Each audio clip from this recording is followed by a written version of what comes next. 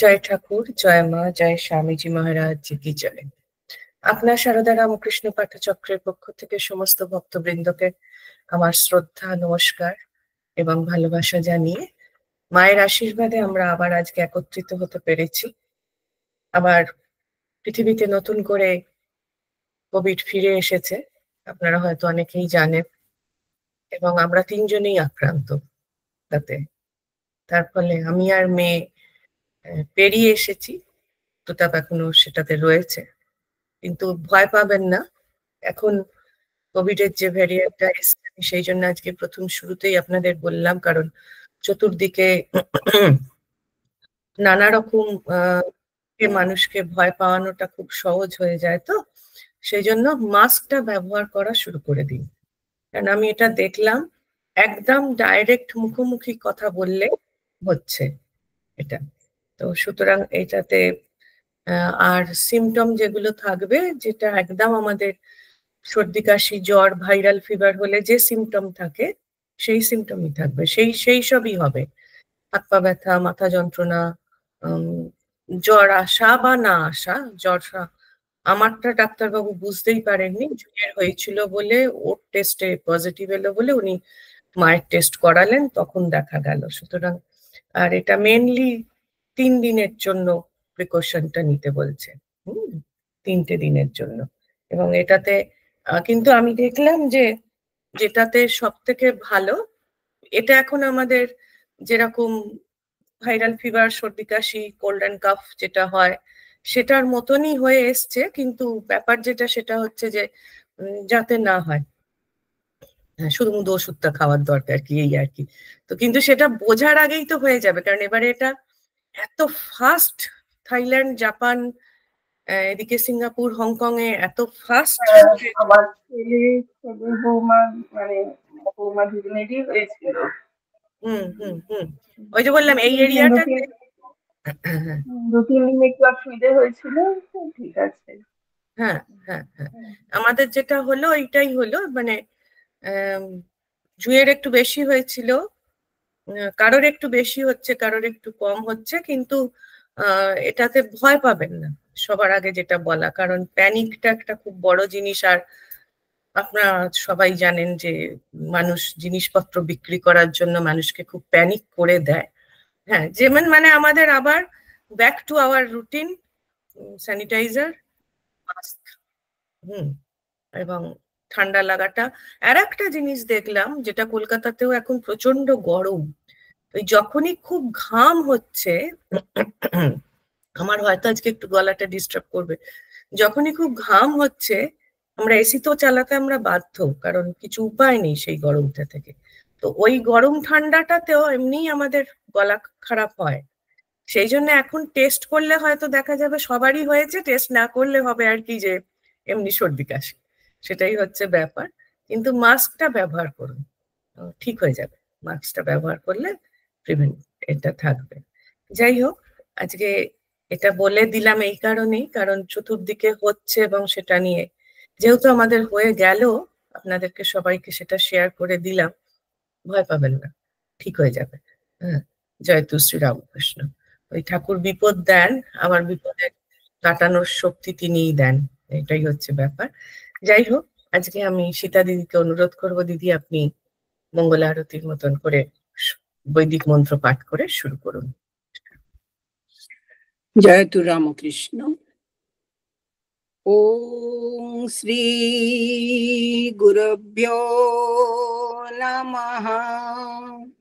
ওম সহনা ভবতু সহনৌ ভুনক্তু সহ বীর্যং করবাবহৈ তেজস্বিনাবধীতমস্তু মা বিদ্বিষাবহৈ। ओम शांति शांति शांतिः। ओम सन्नो मित्रः सं वरुणः सं नो भवत्यर्यमा सं नो इंद्रो बृहस्पति सं नो विष्णुरुक्रमः।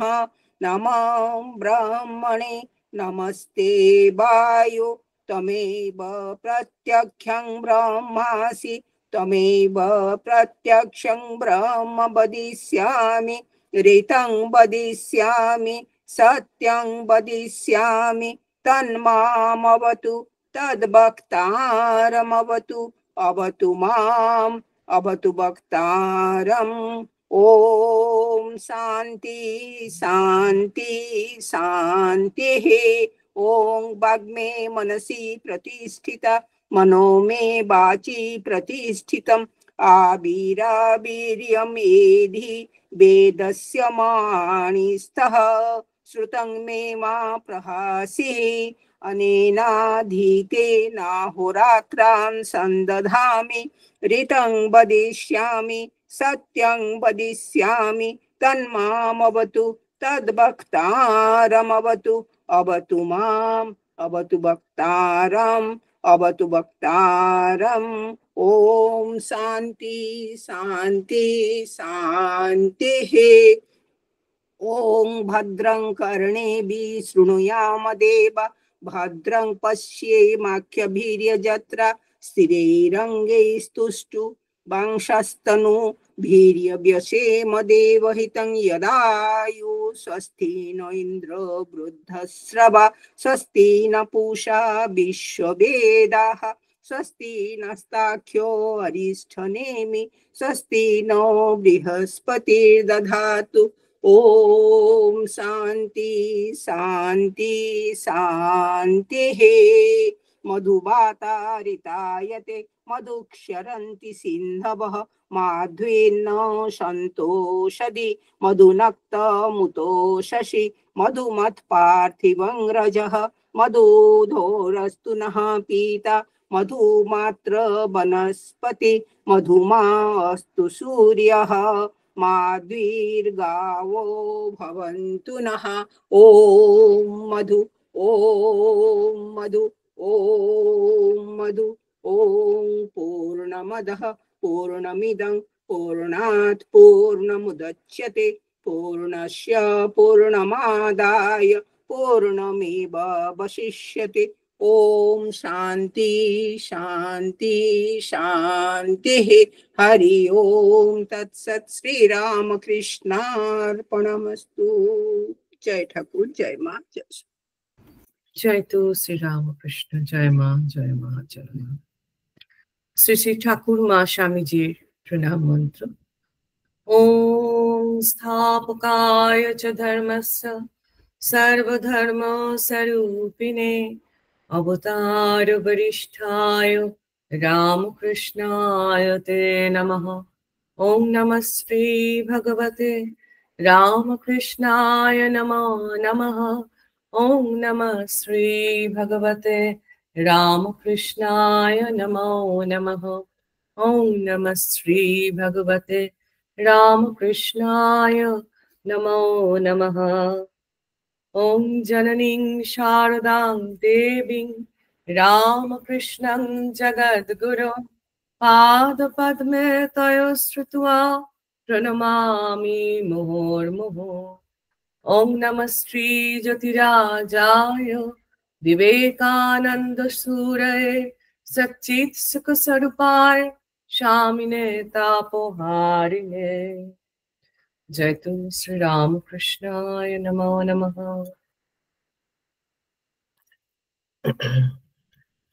ঠাকুর মা স্বামীজির প্রণাম মন্ত্র এবং সীতা দিদির সুন্দর বৈদিক মন্ত্র পাঠের পর আমরা মৌসুমী কি রয়েছে? মৌসুমীকে আমি দেখতে পাচ্ছি না। মৌসুমী রয়েছে?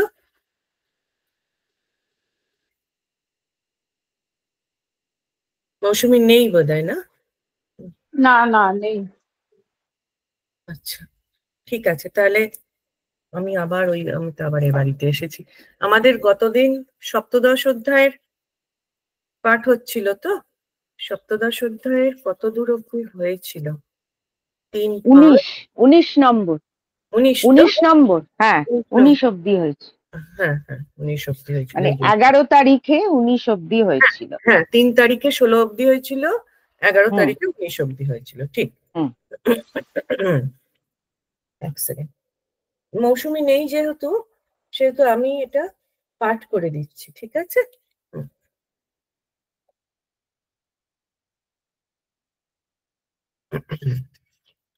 ওম पार्थाय प्रतिबोधितं भगवता नारायणेन स्वयं व्यासेन प्रथितं पुराणमुनिना मध्ये महाभारतम् अद्वैता अमृतवर्षिणीं भगवती अष्टादशाध्यायिनीम् अम्ब तामुनसन्दधामि भगवद्गीते भवद्देशिनीम् वसुदेवसुतं देवं कंसचानूरमर्दनं देवकी परमानन्दं कृष्णं वन्दे जगद्गुरुं मूकं करोति वाचालं पङ्गुं लङ्घयते गिरिं यत्कृपातमहं वन्दे परमानन्दमाधवम्।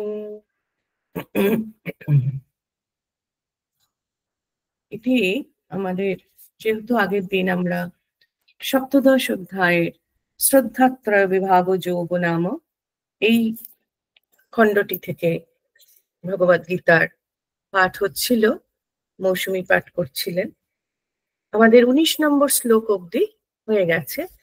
আমরা আজকে তার পরের শ্লোকগুলি থেকে পাঠ করছি, 20 নম্বর শ্লোক থেকে।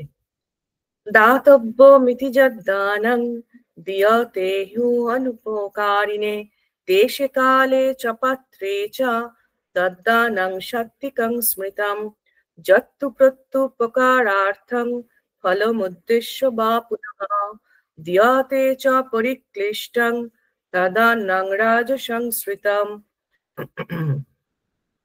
আদেশকালে যদা নাম পাত্রভ্যশ্চ দীয়তে অসত্য প্রীতম অজ্ঞাতং তত্তাম সমুদ্রিতাঃ হৃতম। ওং তৎসদিতি নির্দেশো ব্রহ্মণস্ত্রিবিধঃ ব্রাহ্মণস্তেন বেদাশ্চ যজ্ঞাশ্চ বিহিতা পুরাঃ। গলাটা আমার একটু ডিস্টার্ব করছে, যাই হোক আমি আগেই 4টে শ্লোকের অর্থ বলে দিই। বারবার আসলে সব এত জয়নিং এর রিকোয়েস্ট আসছে, এটা পড়তে পড়তে আমাকেই তো এক হাতে পড়তে হয় জয়নিং গুলো, তার ফলে একটু অসুবিধে হয়ে যায়। এই জন্য বলি আমি সবাই সময়ে যোগদান করলে সুবিধে হয়। যাই হোক, 20 নম্বর শ্লোকে দান কিভাবে করতে হয় সেই বিষয়ে শ্রীকৃষ্ণ বলছেন যে দান করা কর্তব্য এইভাবে প্রত্যুক মানে তার বিনিময়ে আমি কি পাবো সেইটা না দেখে যদি তুমি দান করো তখন সেটা তোমার পক্ষে ঠিক ঠিক দান হয়।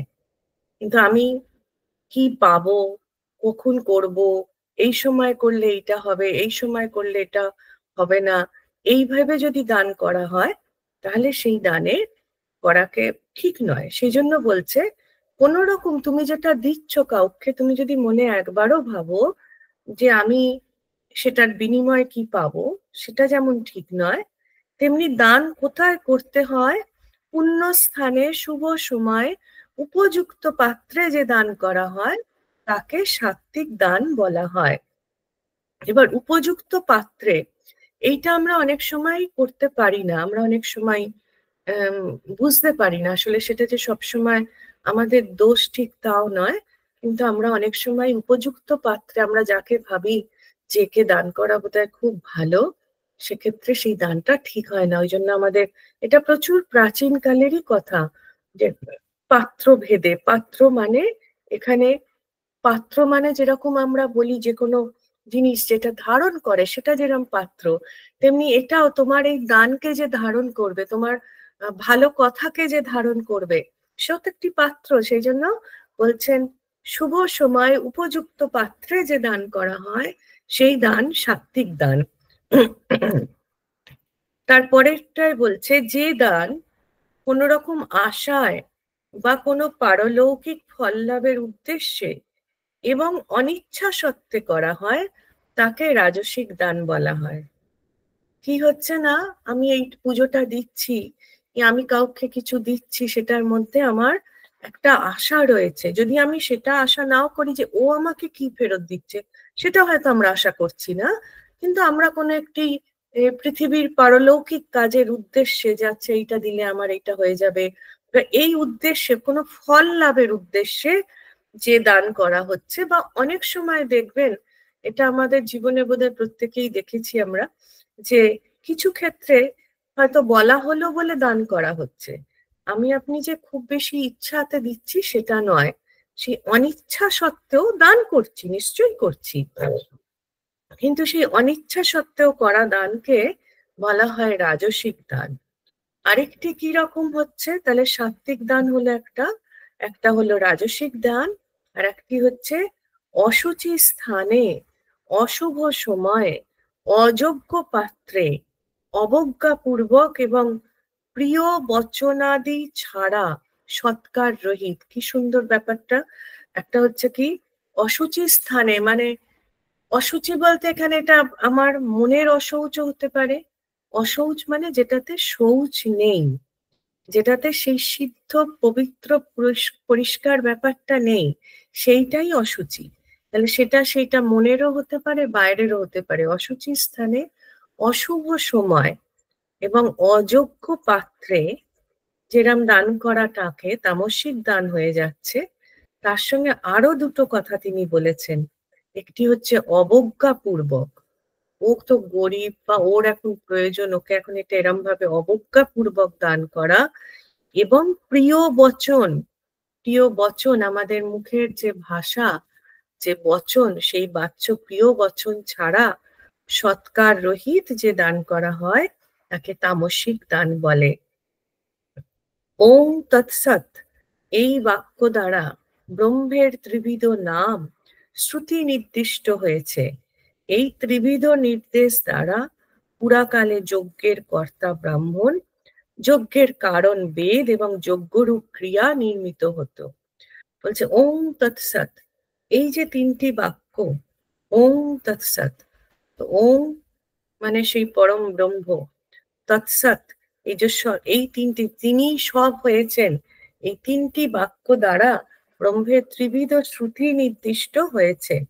এই ত্রিবিধ নির্দেশ দ্বারা পুরাকালে কি হতো না, পুরাকালে যজ্ঞের কর্তা কে হতেন, যে ব্রাহ্মণ, যজ্ঞের কারণ বেদ এবং যজ্ঞরূপ ক্রিয়া নির্মিত হতো। এটি এই 4টি শ্লোকের অর্থ। সেই জন্য পরের শ্লোকটি হচ্ছে তস্মাদ মিতুদাদ হৃত্য যজ্ঞ দান তপক্রিয়া প্রবর্তন্তে বিধানক্তা সততং ব্রহ্মবাদিনাম। এই জন্য ওং, এই ব্রহ্মবাচক প্রথম শব্দ উচ্চারণ করে বেদবাদীগণ শাস্ত্র বিধান অনুযায়ী যজ্ঞ দান তপস্যাদি কর্ম অনুষ্ঠান করেন। এখন আমরা আমাদের এই মরজীবনে আমরা যখন কোনো যজ্ঞ তপস্যা কি দান করি, আমাদেরকে ঠাকুর যদি না দয়া করে মনে করিয়ে দেন, এই মনে মনে অন্তত এই ওম ব্রহ্মবাচক শব্দটি উচ্চারণ করে যদি দান করতে পারি, তবে সেটি ঠিক ঠিক হয়।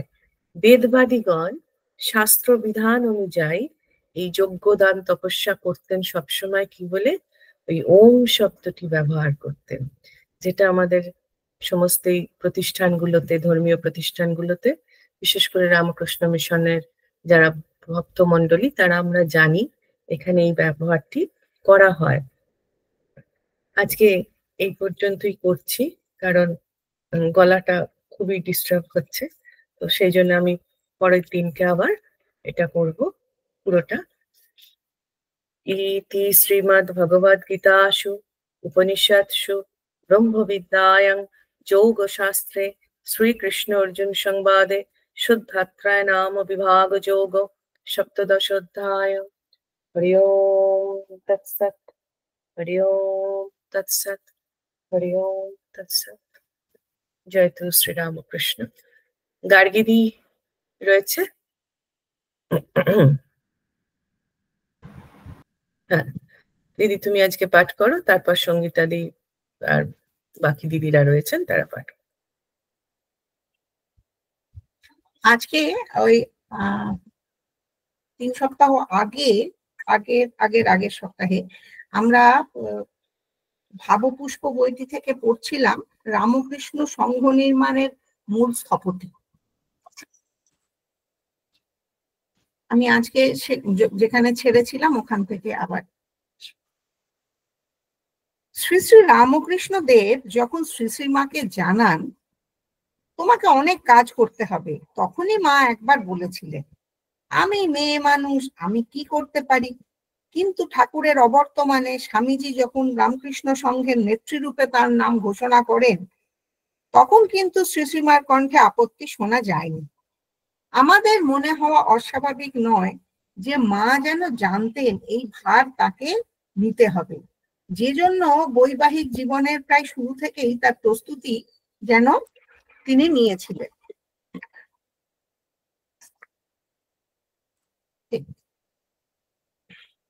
শ্রী রামকৃষ্ণ দেবের সঙ্গে যুগ্ম জীবন যাপনে অহরহই শ্রী শ্রী মার এই ভবিষ্যৎ চিন্তা যেন প্রকাশ পেয়েছে। তার ও ঠাকুরের গার্হস্থ্য জীবনের তাৎপর্য শুধুমাত্র সাংসারিক কতগুলি কর্মের মধ্য দিয়ে, সেবার মধ্য দিয়ে কালযাপন নয়। এই যৌথ জীবনের উদ্দেশ্য ও আদর্শ পৃথক, দায়ও সুদূর প্রসারী। তিনি যে স্বামীকে তিনি সর্বদা অনুসরণ করেছেন ঐকান্তিক পাতিব্রত্যেই, অভেদানন্দজি যেমন লিখেছিলেন, রামকৃষ্ণ গত প্রাণাং তদ্ভাব রঞ্জিতা কারাং, সেই তারই আহার্যের পাত্রটি অন্যের হাতে তুলে দিয়েছেন স্বামীর অমত জেনেও। সাধারণ বুদ্ধির নিরিখে যাকে মেলানো বা মেনে নেওয়া যায় না, উপরন্তু স্বামীর আহারে বিঘ্ন হচ্ছে দেখেও নিজ সিদ্ধান্তে স্থির থাকা, আমায় মা বলে চাইলে আমি তো থাকতে পারবো না। আবার তার সঙ্গে এই স্পর্ধিত উক্তি তাকে সচেতন করে দিতে যে শ্রীরামকৃষ্ণ শুধু তার ভর্তা মাত্র নন, তিনি জগতের সকলের জন্য এসেছেন। আমরা বিস্মিত হলাম যে ঠাকুর একথার কোনো প্রতিবাদ না করে নিঃশব্দে আহার করে নিলেন। এই রহস্য অনুসন্ধানে এই তত্ত্বটি উদ্ঘাটিত হচ্ছে নাকি যে এই দম্পতি পরস্পরের অপার্থিব সত্তা সম্বন্ধে জ্ঞাতই ছিলেন, শুধু জগতে পরস্পরকে পরিচিত করাতে এই লীলা অভিনয়। আমাদের মনে হয় শ্রী রামকৃষ্ণ যেন শ্রী মায়ের মধ্যে এইরকম সর্বজনীন মাতৃসত্তার প্রকাশ দেখতে চাইছিলেন, এবং এক্ষেত্রে সেটি জেনে যেন নিশ্চিন্ত হলেন। আবার শ্রী রামকৃষ্ণের জীবনও যে তার ব্যক্তিগত সম্পত্তি নয় শুধু অনিকেত সন্ন্যাসী বা তপস্বীর জীবন, যেখানে জপ, ধ্যান, তীর্থ, পর্যটন, ঈশ্বর প্রণিধান বা দর্শনীয় উদ্দেশ্য, এ কথাও যে শ্রী শ্রীমা অবহিত আছেন, তা তার মুখে শুনে ঠাকুর যেন খুশি হলেন। যখন সারদা দেবী দক্ষিণেশ্বরে বসবাস করতে এলেন, আমাদের ভাষায় স্বামীর সঙ্গে সংসার ধর্ম পালন করতে এলেন, তখন তিনি একটু পরিণত বয়সে, 16 বা মতান্তরে 17 বছরে। একদিন তিনি পদ সংবাহন কালে তাকে সহসা ঠাকুর জিজ্ঞাসা করেন, শ্রী মা কি তাকে সংসার পথে টানতে এসেছেন? তৎক্ষণাৎ মায়ের সপ্রতিভ উত্তর ছিল, তিনি স্বামীকে সংসার পথে কেন টানতে যাবেন? তার ইষ্টপথেই সহায়তা করতে এসেছেন। মনে করার কোনো কারণ নেই যে মা তার তপস্যা পরায়ণ পতিকে সাময়িকভাবে স্বস্তি দিতে ভেবেচিন্তেই উত্তরটি দিয়েছেন। প্রশ্ন জাগে, গ্রামের এই লেখাপড়া না জানা সরল লজ্জাশীলা বধূটি ইষ্টপথ বলতে কি বোঝালেন? ঠাকুর তো এই কঠিন অপরিচিত শব্দটি উচ্চারণ করেননি যে মা সেইটি পুনরাবৃত্তি করে বোঝাবেন। ঠাকুরের ইষ্টদেবী ছিলেন কালী। তিনি তার পূজা দীর্ঘদিন ধরে করেছেন মন্দিরে, পরে তাকে দর্শন করে ধন্য হয়েছেন তীব্র তপস্যা সহায়। শ্রী মা কি তবে বুঝিয়েছেন তিনিও ওই মা কালীর সেবা পূজায় স্বামীর সহযোগিতা করবেন? তাও তো মনে হয় না, কারণ শ্রীমা স্বামীর সঙ্গে একটিবারও কালীঘরে গিয়ে পূজাদি দেখেননি। সেবা আরাধনা বিষয়ে কোনো প্রশ্ন করেছেন বলেও জানা যায় না। পরবর্তী কালেও কোনো সেবক ভক্ত মাকে প্রশ্ন করে তার উত্তরটি জেনে নেননি। আমাদের আজ বড় আফসোস হয় এই বিষয়ে। তবে মায়ের জীবন চরিত্র অনুসরণে আমাদের মননে ধরা পড়ে যে মা বুঝিয়েছিলেন ঠাকুরের জীবনের যে উদ্দেশ্য বা তার জীবন ও সাধনার দ্বারা জগতের যে প্রয়োজন সাধিত হবে, বা জগন্মাতা তার জীবন অবলম্বনে যে ধর্মীয় বার্তা জগতে প্রচার ও প্রতিষ্ঠা করবেন, সেটিই তার ইষ্টপথ। মা বলতে চেয়েছেন তিনি ঠাকুরকে সেই পথেই সহায়তা করবেন। নিজ জীবনের গভীর সত্যটি তিনি ব্যক্ত করেছেন যে তিনি সকলের মাতা, মাতৃত্বের মহিমাতেই সর্বদা স্থিত থাকবেন। এটিই তার জীবনাদর্শের মূল সুর, যেখানে তার প্রিয়তম শ্রী শ্রী ঠাকুরেরও অগ্রাধিকার নেই। তেমনি ভাবে ঠাকুরেরও যে দেহ ধারণের প্রকৃত উদ্দেশ্য জগতের মঙ্গল সাধন, অর্থাৎ তিনি সকলের জন্য এসেছেন, এই মহান বার্তাটি মা যেন ঠাকুরকে জানিয়ে দিলেন। আবার দেখি মাও কৌশলে জেনে নিলেন ঠাকুর তাকে কি চোখে দেখেন, আর তার স্বরূপটি ঠাকুরের কাছে ধরা পড়েছে কিনা। মা ঠাকুরকে প্রশ্ন করলেন, আমাকে তোমার কি বলে মনে হয়? দিব্য জ্ঞানে আরূঢ় ঠাকুর তৎক্ষণাৎ জানালেন, যে ভবতারিণী মন্দিরে পূজা নিচ্ছেন ও তার জন্মদাত্রী চন্দ্রমণি দেবী যিনি নহবতে অধুনা বাস করছেন, এদের সঙ্গে শ্রী সারদা দেবীকে তিনি একাত্ম রূপে, একই সত্তা রূপে দেখেন সত্য সত্যই। মা অতি বুদ্ধিমতীর মতো এই প্রশ্নটি তার পতিকে করায় এবং তার উত্তরটি আমাদের গোচর হওয়ায় আমাদেরও মাকে কিঞ্চিত ধারণায় আনতে সুবিধা হয়। আমরা দেখলাম মা এই উত্তরে প্রীত ও সন্তুষ্ট হলেন। সাধারণ সংসারী নারীর ক্ষেত্রে যা হওয়া সম্ভব ছিল না। এক্ষেত্রে হয় পতিকে পত্নীর রোষে পড়তে হতো, অথবা পতির মস্তিষ্কের সুস্থতা নিয়ে পত্নীর সন্দেহ জাগত। এখানে আমাদের বুঝতে অসুবিধা হলো না যে এই দিব্য দম্পতি উভয়কে চলমান সংসার সমাজের বাঁধা ধরা স্বার্থ সম্পর্কের ঊর্ধ্বে চিনেছেন এবং আমাদেরও চেনালেন। এদের যৌথ জীবনের কার্যাবলী বাঁধা ধরা সম্পর্কের ঊর্ধ্বে চিনেছেন এবং আমাদেরও চেনালেন। এদের যৌথ জীবনের কার্যাবলী কথাবার্তার মধ্য দিয়া এক গুঁড়ো উচ্চ আধ্যাত্মিক বার্তা পৌঁছে গেল বিশ্বের দরবারে, যা এক কথায় অভিনব, অভূতপূর্ব ও অনন্য সাধারণ রূপে বিশ্বজীবনের ইতিহাসে স্থান করে নিল।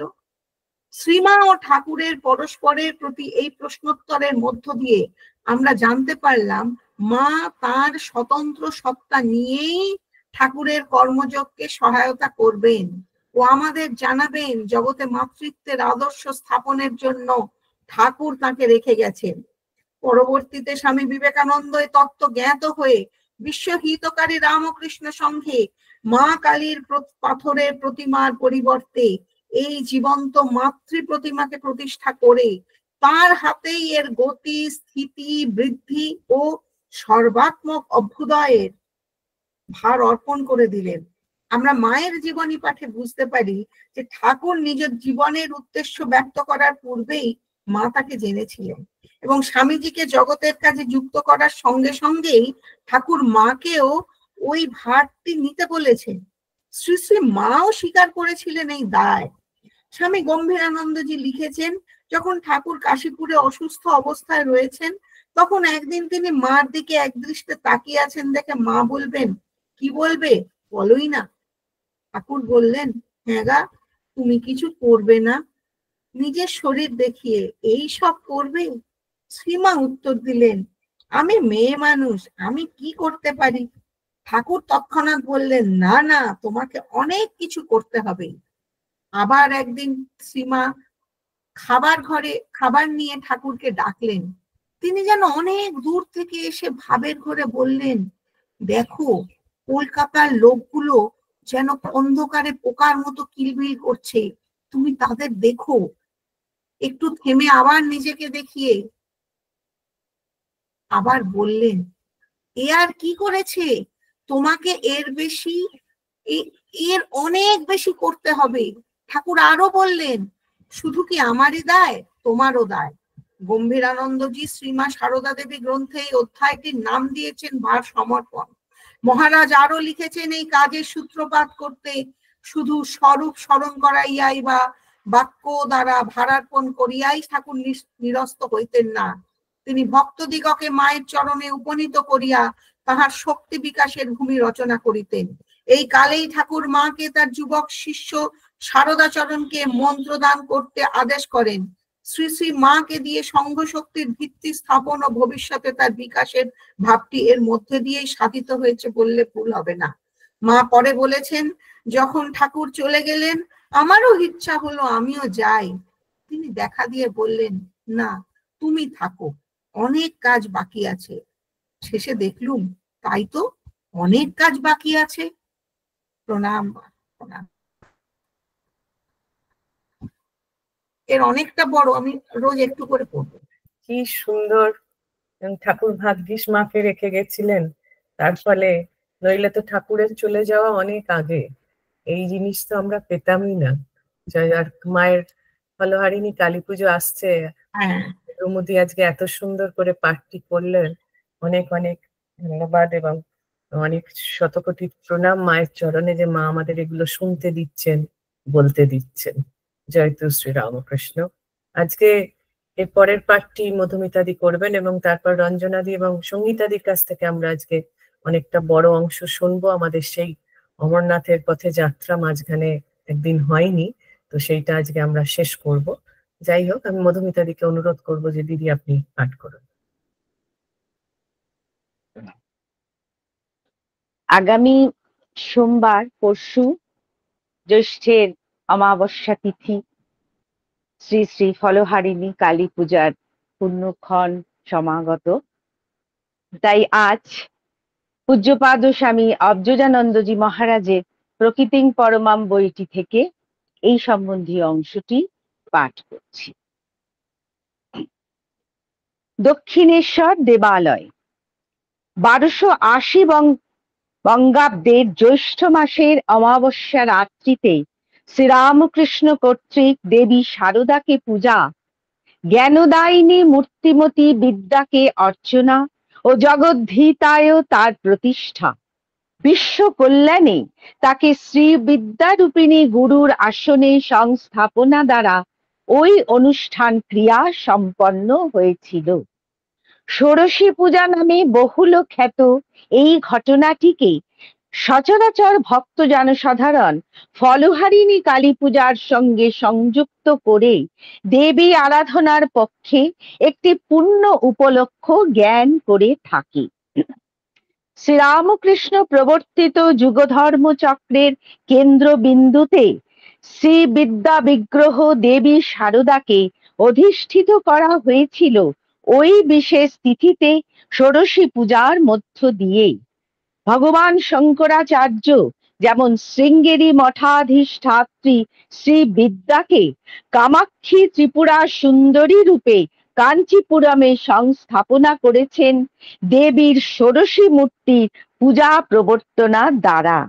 শ্রীরামকৃষ্ণের ষোড়শী পূজার এরকম তাৎপর্যার্থ হতে পারে অনেকগুলি সঙ্গত কারণে। কেননা শ্রীরামকৃষ্ণ সমারব্ধ ধর্ম প্রভাবের উৎস তো শৃঙ্গেরি মঠেই।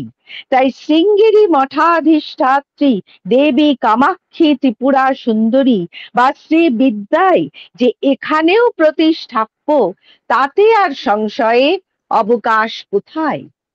যে ভাব থেকে, যে দৃষ্টিতেই দেখা হোক, ওই ষোড়শী পূজার অধ্যায়কে আমরা শ্রী শ্রী রামকৃষ্ণ লীলা প্রসঙ্গ পাঠে যতটুকু ধারণায় আনতে সক্ষম হয়েছি, তাতে এ সত্যটিও কিন্তু বেশ উজ্জ্বল ভাবে আমাদের চিত্তাকাশে উদিত যে বিদ্যা স্বরূপিণী সারদা দেবীকে ভগবান শ্রীরামকৃষ্ণ বিশেষ সেই পুণ্য দিবস থেকেই জগৎগুরুর সহস্রদল কমলাসনে সমারূঢ়া করিয়ে দিয়েছেন আনুষ্ঠানিক পূজা বরণাদি সহকারে।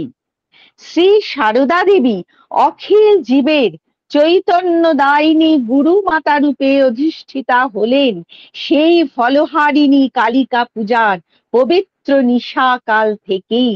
এখানেই অধিষ্ঠাপক স্বয়ং শ্রীরামকৃষ্ণ। ফলহারিণী কালিকা পূজার রাত্রিতে দক্ষিণেশ্বর দেবায়তনে সেই রহস্যপূর্ণ অধিষ্ঠাপন অনুষ্ঠানটি সম্পন্ন হয়েছিল লোকচক্ষুর অন্তরালে। ঘটনাটির সংক্ষিপ্ত বিবরণী এই: 1280 সালের জ্যৈষ্ঠ অমাবস্যার দিন রাত্রিতে শ্রীরামকৃষ্ণ এক অপূর্ব প্রেরণাবশে সহসা মনস্থ করেন জগন্মাতার পূজায় ব্রতী হবেন। সেবক হৃদয়রাম এবং দীনপূজারীর সহায়তায় দেবীর সর্বাঙ্গ সুন্দর পূজার আয়োজনাদি সমাধা করতে রাত 9টা বেজে গিয়েছিল। সারদা দেবীকে পূজাকালে উপস্থিত থাকতে শ্রীরামকৃষ্ণ পূর্বেই অনুরোধ জানিয়ে রেখেছিলেন। তদনুসারে তিনিও যথাকালে উপস্থিত হওয়াতে শ্রীরামকৃষ্ণ পূজকের আসনে বসে যথাবিধি দেবীর অর্চনায় নিযুক্ত হন। পূজার কৃত্যাদি দর্শন করতে করতে আরাধ্যা সারদা ক্রমেই অর্ধবাহ্য দশা প্রাপ্ত হয়েছিলেন। শ্রীরামকৃষ্ণের ইঙ্গিতে পূজকের দক্ষিণ দিকে আলিম্পন ভূষিত পিঠে উত্তরাশা হয়ে দেবী আসীনা ছিলেন। লীলা প্রসঙ্গকারের ভাষায়, সম্মুখস্থ কলসের মন্ত্রপুত বাড়ি দ্বারা ঠাকুর বারংবার শ্রী শ্রী মাকে যথা বিধানে অভিষিক্তা করিলেন। অনন্তর মন্ত্র শ্রবণ করাইয়া তিনি এখন প্রার্থনা মন্ত্র উচ্চারণ করিলেন। হে বালে, হে সর্বশক্তির অধীশ্বরী মাত ত্রিপুরা সুন্দরী, সিদ্ধিদ্বার উন্মুক্ত করো। ইহার অর্থাৎ শ্রী শ্রী মার শরীর মনকে পবিত্র করিয়া ইহাতে আবির্ভূতা হইয়া সর্বকল্যাণ সাধন করো। অতঃপর শ্রী শ্রীমার অঙ্গে মন্ত্র সকলের যথা বিধানে ন্যাস পূর্বক ঠাকুর সাক্ষাৎ দেবী জ্ঞানে তাহাকে ষোড়শোপচারে পূজা করিলেন এবং ভোগ নিবেদন করিয়া নিবেদিত বস্তু সকলের ক্রিয়োদংশ স্বহস্তে তাহার মুখে প্রদান করিলেন। বাহ্য জ্ঞান তিরোহিতা হইয়া শ্রী শ্রীমা সমাধিস্থা হইলেন। ঠাকুরও অর্ধবাহ্য দশায় মন্ত্রোচ্চারণ করিতে করিতে সম্পূর্ণ সমাধি মগ্ন হইলেন।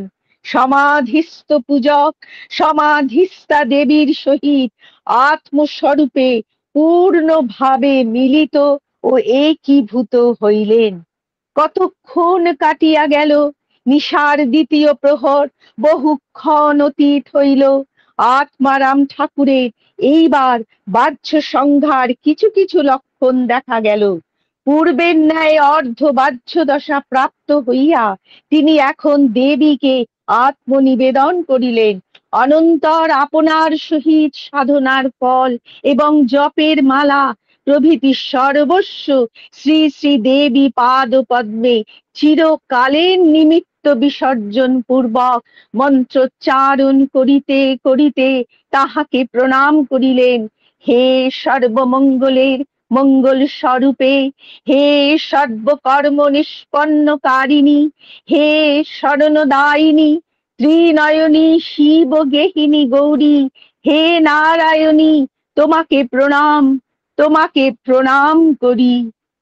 পূজা শেষ হইল। মূর্তিমতী বিদ্যারূপিণী মানবীর দেহাবলম্বনে ঈশ্বরীর উপাসনা পূর্বক ঠাকুরের সাধনার পরিসমাপ্তি হইল। তাহার দেব মানবত্ব সর্বতোভাবে সম্পূর্ণতা লাভ করিল।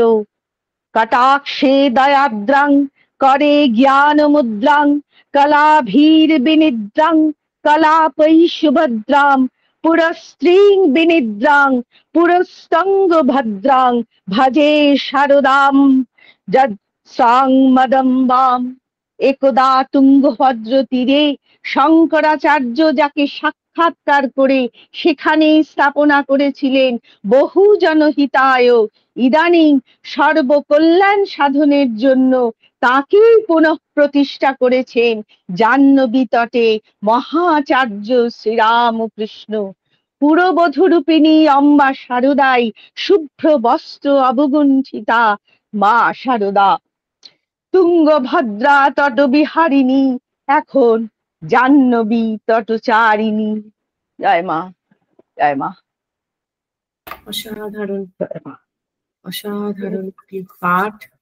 এবং আমরা বোধহয় এমন কেউ নেই যে দক্ষিণেশ্বরের ওই ঘরটাতে ছিলাম না। জয়তু শ্রীরামকৃষ্ণ জয়, মহামাই কি জয়।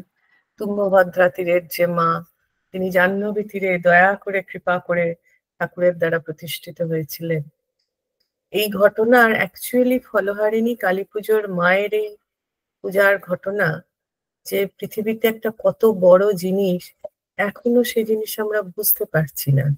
সেই জিনিসের পরিপূর্ণ রূপ ধীরে ধীরে ভারতের সাথে সাথেই উন্মোচিত হবে। বলে ভারতের স্বাধীনতা সংগ্রামে স্বামীজির এবং রামকৃষ্ণ দেব এবং মায়ের কি ভূমিকা, এখনো সে পর্যালোচনা সেটা করা হয়নি। যে আমরা ভারতবর্ষ যখন স্বাধীন হলো, সেই শক্তি না জাগ্রত হলে কখনো তো পরাধীনতা থেকে মুক্তি হয় না। স্বাধীনতা মানে তো সবকিছুর স্বাধীনতা। তো সেই স্বাধীনতাটা পেতে গেলে কি ভূমিকা স্বামীজি বা মায়ের বা ঠাকুরের, সেই ভূমিকার কথা প্রচ্ছন্ন এবং প্রকট ভাবে, দুই ভাবেই আমরা এখনো অনুভব করতে পারিনি। আর এই শ্রী শ্রী মাকে, এই জগৎব্যাপিনী মাতৃশক্তির এই যে ঠাকুরের যে স্বয়ং পূজা করে, স্বয়ং মা তো জগৎ জননী, তিনি যে জাগ্রত ছিলেন না তা তো হতে পারে না। তিনি তো তার কথাবার্তায় ছোট ছোট জিনিসের মধ্যে দিয়ে মাঝে মাঝে প্রকাশ করেছেন। কিন্তু এই ঘটনার কেন প্রয়োজন ছিল? এই ঘটনার প্রয়োজন ছিল ভারতকে জাগানো, সমগ্র পৃথিবীর কুলকুণ্ডলিনী জাগ্রত করার জন্য। এবং দেখুন, একটা সময় আসবে, যদি আমরা সবাই সুস্থ থাকি, যদি মা আমাদের দেখার সুযোগ দেন, এই ভারতবর্ষ আবার উঠবে। কিন্তু সেই ওঠার পেছনে আমাদেরও অনেক শক্তি ব্যয় হবে, অনেক কিছু ঝড়ঝাপটা আসবে। শুধু যদি মন থেকে একবার ভাবেন কিরম ভাবে হিংলাজ মাতা আবার উঠে এলেন। এটি বলা হয় এবং বলা হচ্ছে যে কুর্দ যাদের বলা হয়, বালুচিস্তানে যেমন বালুচ আছে, কুর্দ আছে। এই কুর্দিস্তান যেটাকে বলা হতো, তারা নিজেদেরকে স্বাধীন করতে চাইছে এবং তারা বলতে চাইছে তাদের দেশের নাম হবে কার্তিকস্তান। এই কার্তিকস্তান কেন এলো?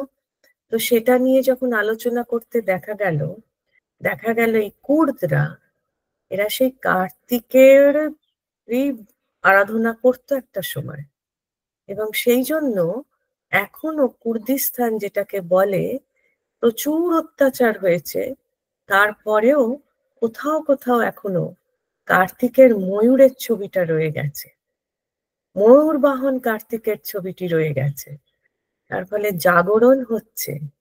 কিন্তু সেই জাগরণের এত বিশাল একটি পৃথিবীতে, এত বিশাল একটি দেশে, আমি সবসময় ভাবি, আমরা ব্ল্যাক অ্যান্ড হোয়াইটের নিউজ যতটা পড়ি, black life matter, white life matter, brown life not matter, আমরা সব যারা পৃথিবীতে আমরা কি বলে পরিচিত, ব্রাউন মাদার, ব্রাউন পিপল, কিন্তু আমরা ভুলে যাই এই ব্রাউন পিপলেরই মধ্যে দিয়ে ওই সেই দেবী সূক্তেও বলা আছে যে অগ্নির মতো রঙে তমসা জ্বলন্তি হয়ে মা দুর্গার যে রং, তামার মতো গায়ের রং, সেই তামাই তো ব্রাউন পিপল, সেই তামাই তো তাম্রবস্ত্রই তো হচ্ছে ব্রাউন মাদার।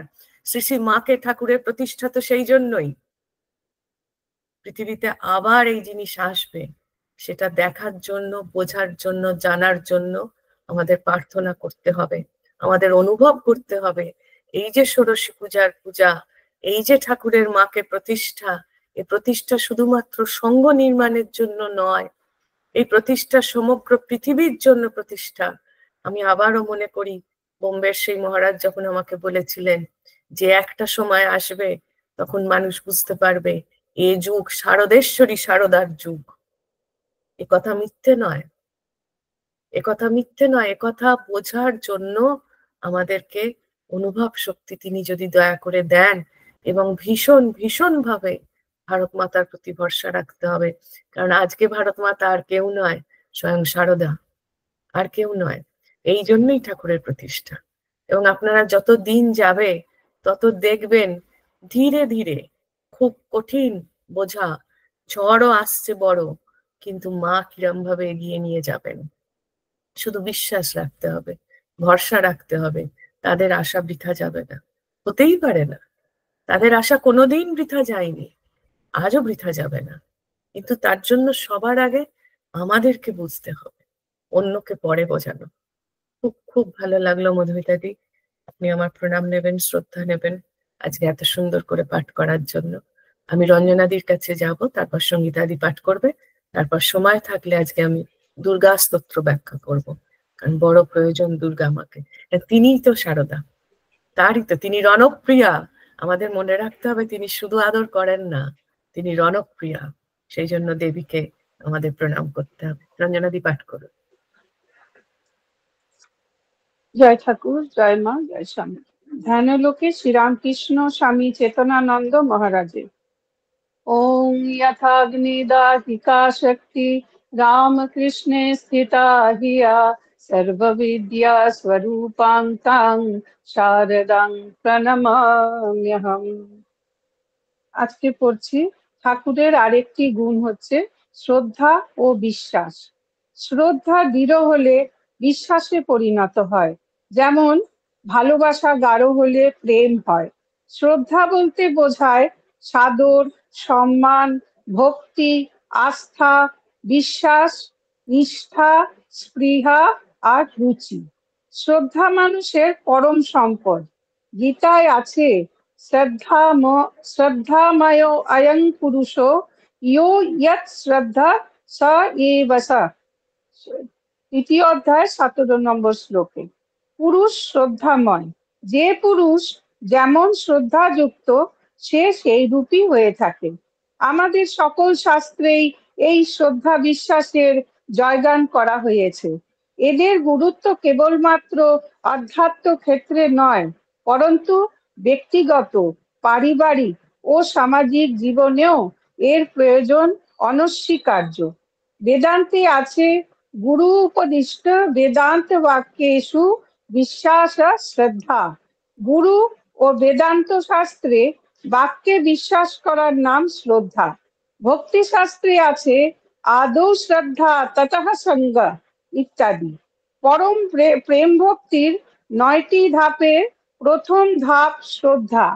যোগ শাস্ত্রে রয়েছে শ্রদ্ধা, বীর্য, স্মৃতি, সমাধি, প্রজ্ঞা। মুমুক্ষ যোগীর চাই শ্রদ্ধা, বীর্য, স্মৃতি, সমাধি অর্থাৎ চিত্তের একাগ্রতা, প্রজ্ঞা বা বিবেক। শ্রদ্ধাবানেরই জ্ঞান লাভ হয়। শ্রদ্ধা বিশ্বাসহীন ব্যক্তির ধর্মজীবন সম্ভব নয়।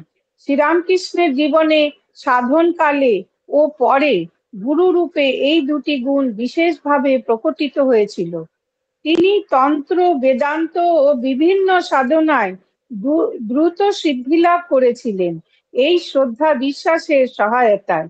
সত্যি বিস্ময় জাগে, ঠাকুর বিষ্ণুক্রান্তার 64টি সাধনে কিভাবে অল্পকালের মধ্যে সিদ্ধি লাভ করলেন, আর 3 দিনের মধ্যে নির্বিকল্প সমাধি।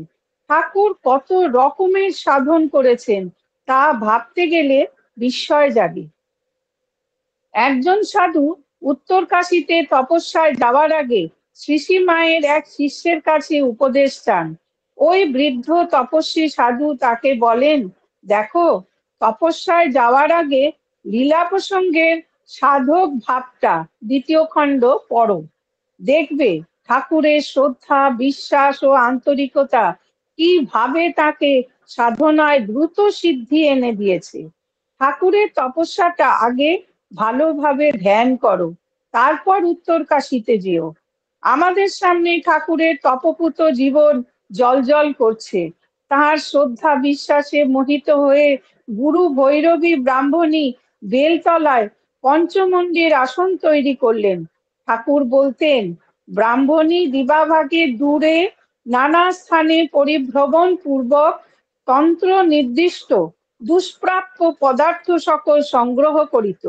রাত্রিকালে বিল্বমূলে বা পঞ্চবটী তলে সমস্ত উদ্যোগ করিয়া আমাকে আহ্বান করিত এবং ওই সকল পদার্থের সহায়ে শ্রী শ্রী জগদম্বার পূজা যথাবিধি সম্পন্ন করাইয়া জপ ধ্যানে নিমগ্ন হইতে বলিত।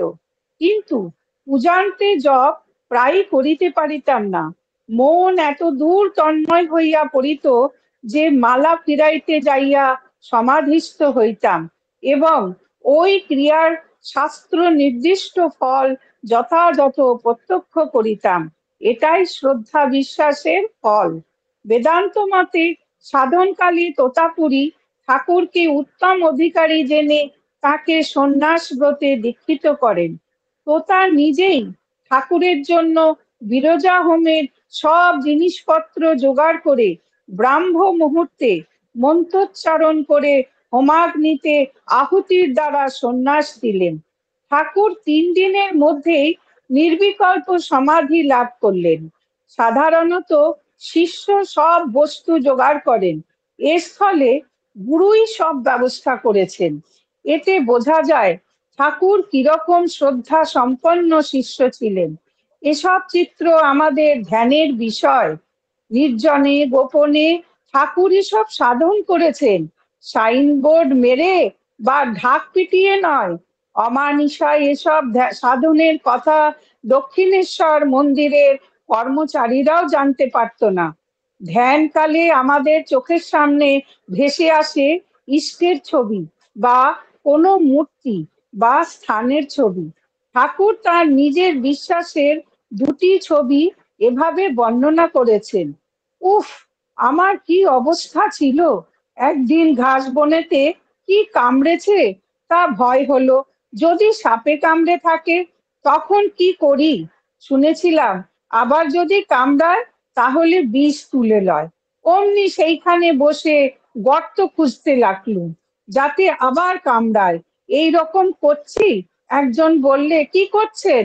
সব শুনে সে বললে, ঠিক ওইখানে কামড়ানো চাই যেখানটিতে আগে কামড়েছে, তখন উঠে বাসি।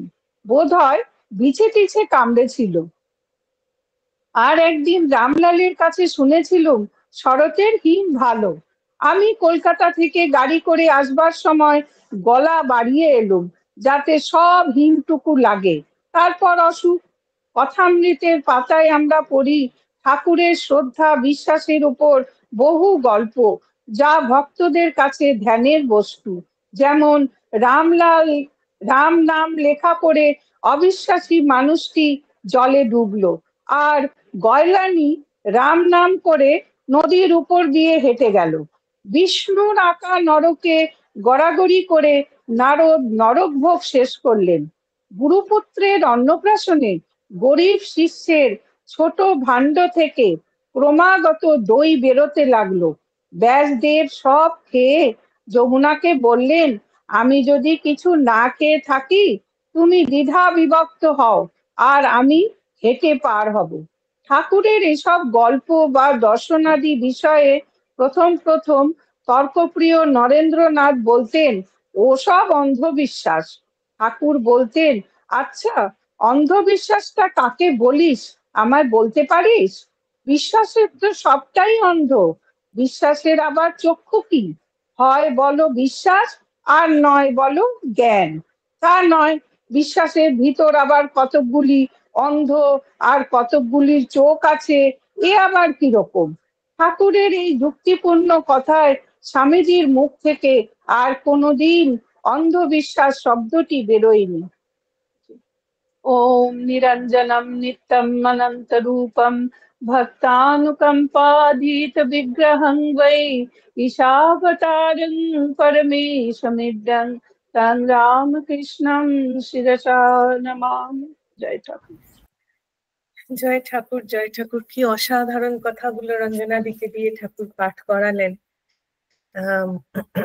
শ্রদ্ধাবান লভতে জ্ঞানম শ্রদ্ধা দদাতু বিনয়ম, এগুলো তো রয়েছে এবং আমরা নিজেরাও জীবনে বুঝতে পারি যে শ্রদ্ধা এবং অশ্রদ্ধার কি ফল ফলে।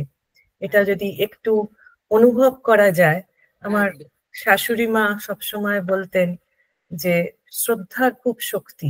বলেন উনি, আগে, এখন একটু কম বললেও আগে তো অনেক। আমি তো সবসময় বলি যে আমার গর্ভধারিণী মা আর গঠনকারিণী মা, তো 20 বছর বয়সে বিয়ে হয়ে এসেছিলাম তো মায়ের কাছে। তো আমার এই ঠাকুরমা স্বামীজির পথ চলার প্রথম প্রেরণাদাত্রী এবং আলো দেখানো তো তার মাধ্যমেই। তো মা এটা খুব বলতো যে বৌমা, শ্রদ্ধার খুব শক্তি, শ্রদ্ধার খুব শক্তি। এবং এই যে শক্তিটা আজকে যেখানে যেখানে পতন হচ্ছে ব্যক্তিগত জীবনে বা সমষ্টিগত জীবনে, সেখানেই দেখবেন অশ্রদ্ধা। এবং অশ্রদ্ধা থেকেই তো সবকিছু। আমরা যুক্তি যে এই যে কথাটা বললেন, লাস্ট কথাটা রঞ্জনাদি যেটা বলে শেষ করলো, কি দামি কথা, ঠাকুরের কি সহজ ভাবে ব্যাখ্যা করা না, যে বিশ্বাসের আবার অন্ধবিশ্বাস কি? তুমি যেটা বিশ্বাস করছো সেটা তোমার রূপে বিশ্বাস, সেটাই যে ঠিক বিশ্বাস তার তো কোনো মানে নেই। তার ফলে অন্ধবিশ্বাস, তুমি আমারটা বলছো অন্ধবিশ্বাস, আর তোমারটা যে অন্ধবিশ্বাস নয়, তাহলে বিশ্বাসের আবার অন্ধ আর চক্ষু কি? কি দারুণ কথা, কি দারুণ কথা। তো সেই জন্য এই এই কথাগুলো যতবার শোনা যায়, যে ছোট ছোট গল্পের যে কথাগুলো বললেন, বিষ্ণুর আঁকা নরকে গড়াগড়ি দিয়ে নারদের নরক মুক্তি হয়ে গেল, কি চমৎকার ঘটনা। এবার তুমি যদি তাকে বলো এটা গল্প কথা, সেটা তোমার ব্যাপার। এবার তুমি যদি সেটাকে শ্রদ্ধা দিয়ে গ্রহণ করো, তাহলে মায়ের কথা যে বিপদ আসবে কিন্তু তোমাকে ছুঁচ হয়ে ফুটবে, ফাল হয়ে কাটবে না। বিপদ আসবে, পায়ের তলায় জলের মতো বেরিয়ে যাবে, এটা তোমার আমার বিশ্বাস। শ্রদ্ধা থাকলে বিশ্বাস আসবে। বিশ্বাস হয় না কেন? বিশ্বাস হয় না শ্রদ্ধা নেই বলে। তার কারণ যদি তুমি শ্রদ্ধা করো, তখন তুমি কিছুতেই তার কথাকে অবিশ্বাস করতে পারবে না। আমি মুখে বলবো যে আমি ভীষণ ভাবে ঠাকুরমা স্বামীজিকে ভালোবাসি, ভীষণ ভাবে আমি অনেক জপ ধ্যান করি, অনেক কিছু করি, কিন্তু যে কথাটা ঠাকুর বলে গেছেন কি মা বলে গেছেন, তখন আমি বলবো সেটা শুধু ওনাদের ক্ষেত্রে হয়। উনি ওনাদের ক্ষেত্রের জন্য বলেননি, এটা সবার জন্য বলে গেছে। আর ঠাকুর নিজের জীবন দিয়ে করে দেখিয়ে গেছেন আমার তিনজনেই, হ্যাঁ তিনজনেই। এবং তিনজনই সেই তাদেরকে যারা অনুসরণ করেছে, তুমি তাদের জীবনও দেখো। হ্যাঁ আজকে সাধু কেশবচন্দ্রের জীবন, নাগমশাইয়ের জীবন দেখি আমরা। তিনি তার মায়ের জন্য গঙ্গা নিয়ে এসেছিলেন, তো সেটা তো আর কোনো গল্প কথা নয়। কি করে আনবে? নাগমশাইয়ের তো মানে আমরা ধারে কাছেও পৌঁছতে না, আমি সেটা বলছি না সঙ্গীতাদি, আমি বলছি যে বিশ্বাস আর শ্রদ্ধা, তার শক্তি কতখানি সেইটা বলছি। সেটা যদি, এটা তো আর তুমি বলতে পারবে না যে নাগমশাই গল্প কথা লিখে দিয়ে গেছেন। হ্যাঁ তো তাহলে এটা নির্ভর করছে আমাদের মনে যেন প্রভু কৃপা করে দয়া করে শ্রদ্ধাটি দেন, তিনি না দিলে সেটি হবে না। আজকে আমরা সঙ্গীতাদির কাছ থেকে পরের এটা শুনবো। রঞ্জনাদিকে অনেক ধন্যবাদ, আমার শ্রদ্ধা এবং নমস্কার জানিয়ে আমি সঙ্গীতাদির কাছে যাব, দিদির কাছ থেকে আমরা শুনবো। আচ্ছা, আজকে অমরনাথের যাত্রার প্রব্রাজিকা দিব্যমাতা এনার যে অমরনাথের যাত্রার আজকে শেষ পোর্শনটা, ওনার অমরনাথের যে দর্শনটা, এটা আজকে পুরোটা পড়বো। আর এর আগে অবধি আমরা যেহেতু একটুখানি রিক্যাপ করে নিই, এর আগে অবধি আমরা দেখেছিলাম উনি এখন গিয়ে অমরনাথের কাছাকাছি গিয়ে পৌঁছেছেন, এবং রাস্তায় দেখেছি আমরা কি একটি অদ্ভুত ঘটনা ওনার সঙ্গে ঘটলো, যে বরফে ওনার পাটা ডুবে যাচ্ছিল, সেখান হতে হঠাৎ কোথা থেকে উদয় হয়ে একজন গোলাম কাদের নামে ওনার পথের সঙ্গী হলেন এবং তাকে উদ্ধার করলেন ওই বরফের স্তূপের থেকে। কাদেরের প্রবল আপত্তি সত্ত্বেও পঞ্চতরণীর একটি ধারায় কাক স্নান হলো। জলের গভীরতা বড়জোর হাঁটু পর্যন্ত। আসার পথে কয়েকবার বরফের উপর পড়ে গেছি, জামা কাপড় ভিজেছে বেশ খানিকটা। তার উপর গুড়ি গুড়ি বৃষ্টি পড়ছে, ভিজে জামা কাপড় শুকোনোই একটা সমস্যা। এবার চোখে পড়লো একটি ছোট্ট ঘর, জনা কয়েক লোক আছে, আগুন জ্বলছে সেখানে। ওখানে যেতেই তারা আমাকে ঘরের ভিতর একপাশে বসতে এবং জামা কাপড়গুলি আগুনের তাপে শুকিয়ে নিতে দিল। কিন্তু জুতো মোজা আগুনের খুব কাছে নিয়ে যাওয়ায় তাদের খুব রাগ। আমি তো হতভম্ব। তারপর শুনলাম অগ্নি দেবতা, জুতো মোজা কি আগুনের অত কাছে নিয়ে যাওয়া চলে? আশ্চর্যের কথা, ধর্মে মুসলমান কিন্তু অগ্নির কি সম্মান। শুনলাম এরাও এসেছে সরকারের তরফ থেকে রাস্তাঘাট এবং আগের বছরের তৈরি আশ্রয় স্থানগুলির কি অবস্থা এখন তা দেখে যাবার জন্য। এটিও পিডব্লিউডির তৈরি একটি ছোট্ট আশ্রয়স্থল। ওখান থেকে ফিরতে বিকেল গড়িয়ে সন্ধে। পার্বত্য অঞ্চলে সন্ধ্যা নামে দেরিতে। নির্মল নির্মেঘ নভমণ্ডল, চারিদিকে এক উজ্জ্বল আভা। সূর্যদেব পাটে বসতে না বসতেই আবির্ভাব শশধরের। অংশুমালীর শেষ কিরণ সম্পাতের সঙ্গে মধুর মিলন চন্দ্রিমার স্নিগ্ধ জ্যোৎস্নার। চাঁদনির আলোয় বরফে ঢাকা পাহাড়ে ঘেরা জনহীন স্থানটিকে মনে হলো আরো অপরূপ। মধুময় চারিদিক। এমন অপূর্ব পরিবেশে সদা সর্বদা বাস ছিল বলেই বুঝি বেদের উপনিষদের ঋষি হৃদয়ে শত উদ্ভাসিত হয়েছিল অপূর্ব কবিতা মধুমতি সূক্ত। মধুবাতা ঋতায়তে মধুক্ষরন্তি সিন্ধবঃ। ক্রমে রাত্রি হলো, নিস্তব্ধ নিশীথ। মায়াময় চন্দ্রলোকে আচ্ছন্ন বিশ্ব চরাচর। অটল অচল তুষারময় গিরিগাত্রে প্রতিফলন সে আলোকের। যেন শুভ্রশির শুভ্রকায় ঋষিবৃন্দ মগ্ন মহাধ্যানে। ধ্যান ও স্তব্ধ প্রশান্ত অপার্থিব পরিবেশ, মধুর অথচ গম্ভীর। আজকের এই একটি মাত্র নিশাবসানে মিলবে অমরনাথজির পরম আকাঙ্ক্ষিত দর্শন। আশায় আকাঙ্ক্ষায় আনন্দে উৎকণ্ঠায় অধীর প্রাণ মন। সারা রাত ঝমঝমিয়ে বৃষ্টি, ঘুম আসে না চোখে। পাথরের মেঝেতে আধো ঘুমে আধো জাগরণে কোনো রকমে রাতটুকু কাটলো। অন্ধকার থাকতে উঠেই যাত্রার প্রস্তুতি। ধীরে ধীরে আলো ফুটল। দিবাকরের দিব্যদ্যুতি স্নাত পুণ্য প্রভাত। তুচ্ছতার বেড়া হতে মুক্তি পাওয়া, প্রাত্যহিকতার বন্ধন ছেঁড়া একটি প্রভাত। সহস্র দিনের মাঝে স্বতন্ত্র চিরন্তন একটি দিন। আর মাত্র 4-5 মাইল পথ, পূর্ণ হতে চলেছে অশৈশব স্বপ্ন। ব্যাস পূর্ণিমা বা গুরু পূর্ণিমার পুণ্যতিথিটি আজ আমার কাছে পুণ্যাৎ পুণ্যতরা। জনৈক সহযাত্রী আমার সঙ্গী হলেন। পদব্রজে অমরনাথজি পদপ্রান্তে উপস্থিত হওয়ার বাসনা তার। ভাবলাম ভালোই হলো, কেননা বাসির আজও সঙ্গে থাকতে পারবে না। সঙ্গে পরিচিত কেউ একজন থাকলে সুবিধাই হবে। কিন্তু দুপা চলতে না চলতেই বিচ্ছিন্ন হলাম দুজন। সুস্থ সবল শরীর তার, চলেন দ্রুত পদক্ষেপে। লক্ষ্য কোনো রকমে গন্তব্যস্থলে পৌঁছানো। দুর্বল দেহ অবাজন চলে ধীর গতিতে আপন মনে। তীর্থ দেবতার চরণামৃত প্রাণ করতে করতে চলার আনন্দ ছেড়ে পথ মারিয়ে ছুটে চলতে মন চায় না। তাছাড়া পাহাড়ি পথে একসঙ্গে চলাও যায় না, চলতেই হয় একলা। শুধু পাহাড়ের পথে কেন, জীবনের পথেও তো একলাই চলতে হয়। সমতালে পা ফেলা সমচিত্ত সমপ্রাণ সাথী আর মেলে কোথায়?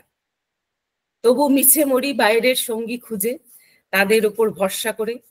অন্তরের অন্তঃস্থলে রয়েছে যে চিরসখা, বিস্মৃত হই চিরনির্ভর সেই পরম মিত্রের কথা। কখনো নির্দয় আঘাতে, কখনো মধুর আশ্বাসে সে ভ্রান্তি বারবার ভেঙে দেন তিনি, কিন্তু বারবার করি ভুল। চলেছি একাকী না, একেবারে একা নই। চলেছি যার কাছে, পথ চলা যার ভরসায়, তিনি তো রয়েছেনই সদা সর্বদা। অল্প কয়েক মাইল পথ, মাঝে মাঝে 2-1 যাত্রী দেখা যায়। দর্শন ব্যাকুল হয়ে চলেছেন এগিয়ে, কেউ বা ফিরছেন দর্শন শেষে আনন্দ ভরা হৃদয়ে। সবার মুখে উচ্চারিত একটি ধ্বনি, জয় অমরনাথ। প্রথম দিকে বেশ চড়াই। চিকিৎসকের মতামত অগ্রাহ্য করে মেডিকেলি আনফিট শরীরটাকে নিয়েই কলকাতা থেকে রওনা হওয়া, একথা সত্য। কিন্তু নিম্ন রক্তচাপ, রক্তাল্পতা, আর্থারাইটিস, স্পন্ডেলাইসিস, আলসার নিত্যদিনের এসব আশ্রিত জন এ পথে একটি দিনের তরেও কোনো অসুবিধা ঘটায়নি, এ কথাও সমান সত্য। বেশ আসছিলাম, হঠাৎ মনে হলো নিঃশ্বাস বন্ধ হয়ে আসছে, নিঃশেষিত সব শক্তি, আর একটি পদক্ষেপও অসম্ভব। কদিনের একটানা পথ চলা, আজকের মানসিক উৎকণ্ঠা, সমতলের অধিবাসীর পক্ষে অনভ্যস্ত উচ্চতায় অবস্থান, সব মিলিয়েই বোধহয় এই বিপত্তি। না, দর্শন আর হলো না এই জীবনে। নিরাশার শেষ পর্যায়ে যখন পৌঁছেছি, তখনই নেমে এলো তার করুণা ধারা। অবশ প্রাণে জাগলো আশার সুর। দুজন অপরিচিত যুবক হঠাৎ কোথা থেকে উপস্থিত হলো জানি না। বলল, থাক গিয়া। ঘাড় নেড়ে সায় দিতেই বলল, থেমো না, চলাই তো জীবন। ওরাই সাহায্য করলো আমাকে সোয়েটার খুলতে। আমার হাত থেকে সোয়েটার, ব্যাগ, ছাতা ওরাই নিল। আমার প্রশ্ন, কোথা থেকে তারা এখানে এসেছে? উত্তরে জানালো, অন্য কথা না বলে পথ চলতে। কিছু দূর যাবার পর পথের পাশে পড়লো একটি নদী। নদী, কিন্তু গতিহীন সে নদী। এ নদীতে জল নেই, তরঙ্গ উচ্ছ্বাস নেই, নদীর আকারে আকারিত তুষার ধারা। পাছে মহাদেবের ধ্যান ভঙ্গ হয়, তাই বুঝি চপলা তটিনীও স্থির শান্ত। গুহার কাছাকাছি পথের অল্প নিচেই অমর গঙ্গা। এ নদীর জলও জমে বরফ। ছাতার সুচালো প্রান্ত দিয়ে বরফ ভাঙতে একটু জল পাওয়া গেল। অমর গঙ্গায় স্নান করার ইচ্ছে ছিল, কিন্তু এভাবে যে স্নান করা যায় তা ওই যুবকরাই বলল।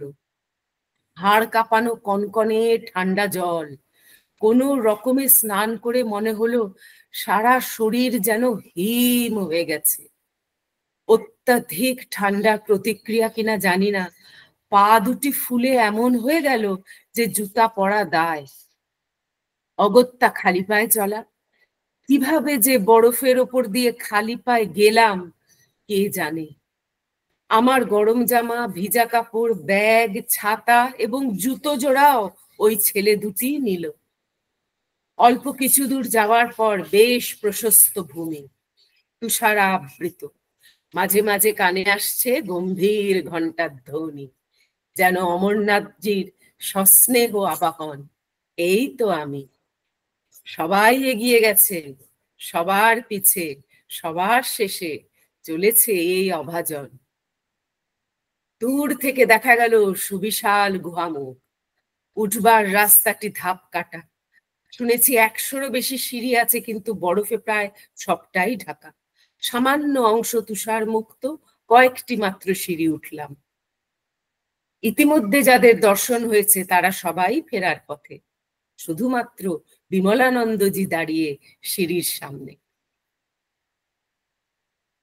দর্শন দিলেন প্রসন্ন সহাস জ্যোতির্ঘন তুষার লিঙ্গরূপী মহাদেব।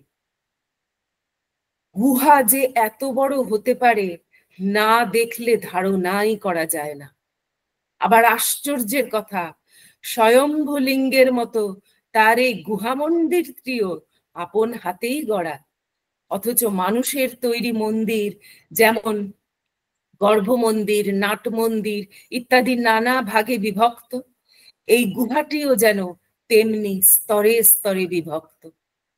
গুহার এক কোণে মেঝে থেকে ছাদ পর্যন্ত সুবিশাল স্বচ্ছ নীলাভ তুষার লিঙ্গ, প্রকৃতির আপন হাতে গড়া। উচ্চতা 14-15 ফিট। নিচে শ্বেত শুভ্র তুষারময় গৌরীপট্ট, দৈর্ঘ্যে অন্তত 10-12 ফুটের কম নয়, প্রস্থ 3-4 ফুট হবে। গুহাটির অপর পাশে একটু দূরে দুটি ছোট ছোট তুষার স্তূপ। পূজারী জানালেন একজন গণেশ আর একজন পার্বতী।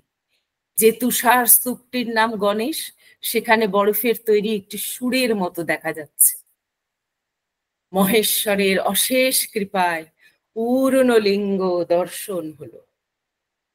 মূর্ত অথচ অমূর্ত, সাকার অথচ নিরাকার, একই সঙ্গে স্নিগ্ধ অথচ গম্ভীর, রূপাতীত এ রূপ, দর্শন স্পর্শনে জুড়িয়ে যায় প্রাণ ও মন। অপূর্ব অনুভবে ভরে ওঠে মহাদেবের অনন্ত গুণের কথা স্মরণ করে। ভক্ত শ্রেষ্ঠ পুষ্পদন্ত বলেছেন, असीत गिरि समंग श्यात कज्जल सिंधु पात्रे, सुरतरुबर शाखा लेखनी पत्र मुर्वी, लिखति यदि गृहीत्वा शारदा सर्वकालं, तदपि गुणनामीश पारं नयाति। মহাদেবের রূপ সম্বন্ধে এর বেশি কিছু বোধহয় বলা যায় না। কি এক মহাপবিত্র গম্ভীর ভাব বিরাজ করছে স্থানটিতে, নির্বাক নিস্তব্ধ, ধ্যান ও মৌন প্রশান্তিতে পরিপূর্ণ প্রাণ।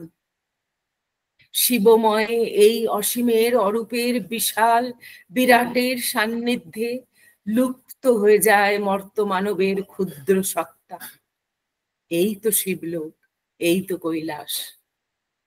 অমরনাথ দর্শনার্থে স্বামীজি বলেছিলেন, এত আনন্দ আর কোনো তীর্থে পাইনি। এখানে ইচ্ছা মৃত্যু বর লাভ করেন তিনি। ভগিনী নিবেদিতার বর্ণনাতে পাই, স্বামীজির চোখের দিকে তাকিয়ে মনে হলো তিনি সদাশিবের পাদপদ্ম স্পর্শ করেছেন। তার সামনে স্বর্গের দ্বার খুলে গিয়েছে। পরে স্বামীজি নিজেও কথা প্রসঙ্গে বলেছিলেন, আমি কি আনন্দই উপভোগ করেছি। আমার মনে হচ্ছিল তুষার লিঙ্গটি সাক্ষাৎ শিব। তিনি আরো বলেছেন, সেদিন এত আনন্দ হয়েছিল যে পাছে মূর্ছিত হয়ে পড়েন বলে প্রাণপণে নিজেকে সংযত করতে হয়েছিল। জনৈক চিকিৎসকও পরে বলেছিলেন, সত্যিই ওই সময় স্বামীজির হৃদযন্ত্রের ক্রিয়া বন্ধ হবার সম্ভাবনা ছিল, তবে তা না হয়ে চিরদিনের মতো হৃদপিণ্ড বর্ধিয়া আয়তন হয়েছিল। শিবাবতার স্বামীজির যে উপলব্ধি, আমাদের মতো ক্ষুদ্রজনের সে অনুভব সম্ভব নয়। অমৃত সায়নে নিত্য অবগাহন তাদের, যা কল্পনা করাও আমাদের পক্ষে বাতুল প্রয়াস মাত্র। তবুও অমৃত বিন্দুও তো অমৃতই। শ্রী ভগবানের অশেষ কৃপায় সেই কণার আভাসটুকু মাত্র পেয়েই হেউ ঢেউ ছোট্ট পিঁপড়ে। আনন্দে মন বলে, ধন্য অহং ধন্য অহং। এখন বুঝছো না, কিন্তু তীর্থযাত্রার ফল ফলবেই। নিবেদিত প্রাণা নিবেদিতাকে দেওয়া স্বামীজির এই আশ্বাসবাণী আমাদেরও ভরসা।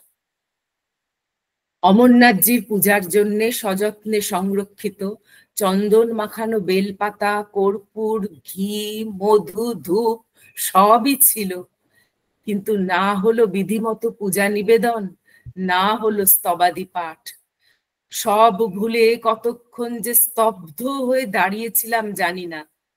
নগ্ন পদে বরফের ওপর দাঁড়িয়েই বা ছিলাম কি করে তাও জানি না।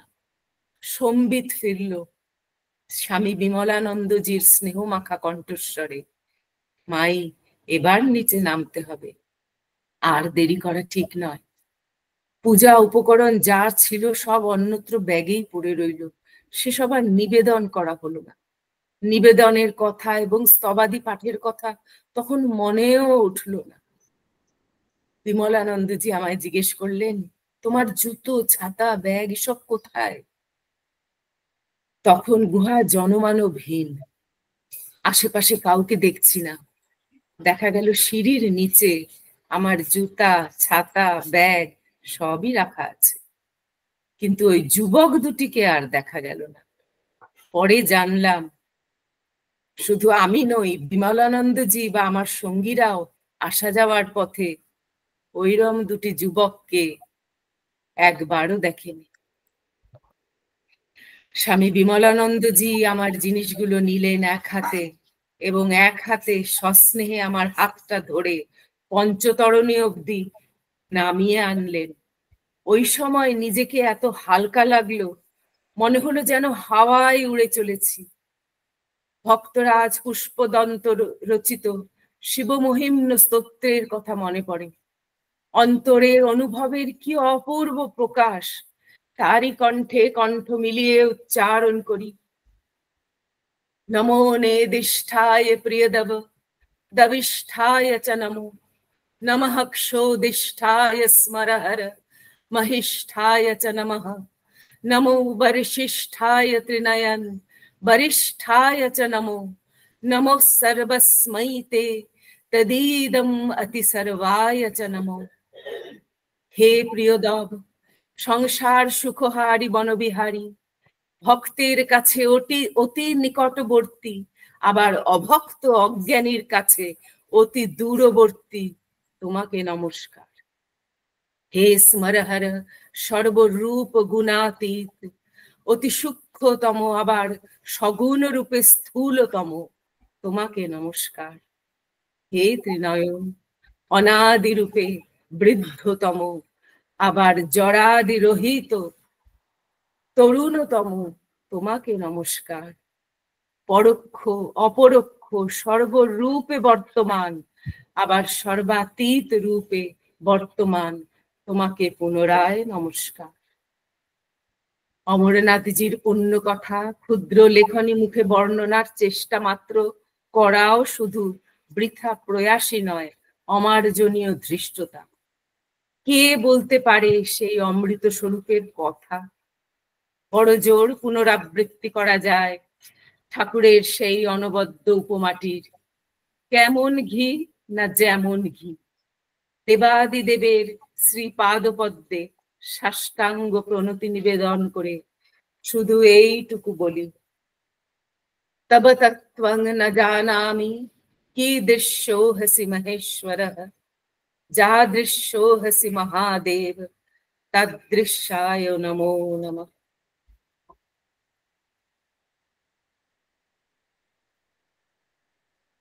ওম নমঃ শিবায়। সাধু সাধু সাধু সাধু সাধু, অপূর্ব অপূর্ব। অপূর্ব পাঠ। জয়তু শ্রীরামকৃষ্ণ। আমরা দিদির সাথে সাথে এখনো আমরা সেই অমরনাথের গুহাতেই যেন রয়েছি। এমন সুন্দর বাক্য দিয়ে তুমি দর্শন করালে। মাতাজি লিখেছেন নিশ্চয়ই, মাতাজির কাছ চরণে শতকোটি প্রণাম। তিনি যদি না লিখতেন এমন অপূর্ব জিনিস আমরা শুনতে পেতাম না, জানতে পারতাম না। কি ব্যাখ্যা বলো, কি ব্যাখ্যা! কিন্তু ঠাকুরের অশেষ কৃপা যে তোমাকে দিয়ে ঠাকুর এইভাবে ব্যাখ্যাটি আমাদেরকে শোনালেন। বাক, আমি বারবার বলি না, তিনি সরস্বতী, তিনি স্বয়ং না বলালে তো তুমি বলতে পারবে না। এই মাধুর্য তিনি দেবেন না। আজকে তোমার বলার সাথে সাথে আমরা এতগুলি মানুষ এই ছোট্ট পরিধিতে বসে যে যেখানে আছে সেখানেই তুমি অমরনাথকে ঘরে ঘরে পৌঁছে দিয়েছ। একটি বড় পাওয়া আমাদের কাছে। আমি অত্যন্ত শ্রদ্ধা সহকারে পরম করুণাময় ঠাকুরের চরণে প্রণাম জানিয়ে ধন্যবাদ বলি যে এমন সুন্দর একটি পাঠের জন্য। সমস্ত দিদিদের পাঠ অসাধারণ, কিন্তু এই অমরনাথ যাত্রা যে তুমি পাঠ করলে সেটি আমাদের সকলের পক্ষে অতি মহৎ এবং উপকারী। আজকে সেই জন্য আর বিশেষ কিছু বলার নেই, কিন্তু যেহেতু সংকল্প করেছিলাম যে মায়ের কথা একটু পাঠ হবে বলে, আর আমরা বলি অলৌকিক জিনিস ঘটে না, দেখো কোথা থেকে কোথা থেকে অলৌকিক জিনিস ঘটে, প্রতি মুহূর্তেই ঘটে। উনি শেষ প্রণাম জানাচ্ছেন, আমি তো আর পারবো না যেতে, অথচ কত ওই অল্প বয়সে ওনার কতগুলি অসুখ, সেই নিয়ে পদব্রজে অমরনাথ যাত্রা।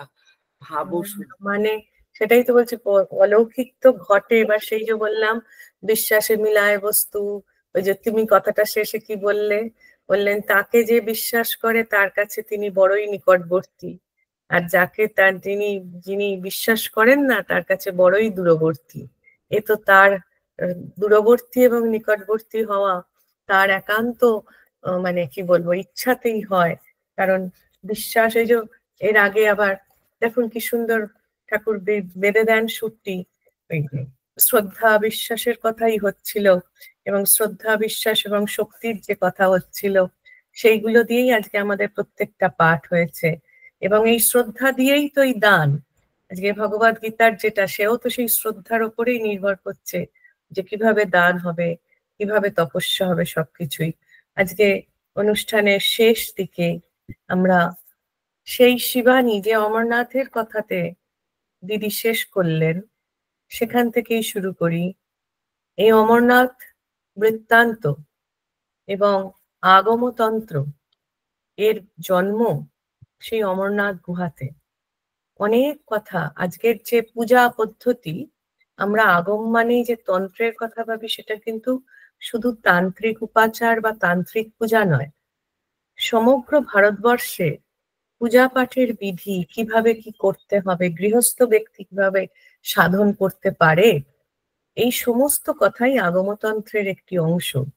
সেইটিরই ব্যাখ্যা হয়েছিল অমরনাথের গুহাতে, এবং যার কাছে তিনি বলেছিলেন তিনি আর কেউ নন, স্বয়ং মা পার্বতী। আবার সেই মা পার্বতীকেও মাঝখানে একটুখানি ঘুম পাড়িয়ে দিয়েছিলেন, ঠিক যেমন করে আমাদের জগৎজননী মা শারদা তখন ঘুমিয়ে পড়তেন যখন ঠাকুর সেই কথাগুলি বলতেন। তাদের এই লীলা, সেজন্য আমার পুকুর জয়রামবাটি অমরনাথের মতোই এতটাই পুণ্যবান, কারণ সেইখানেই তারা আবার এসেছিলেন, যুগে যুগে তারা আসেন।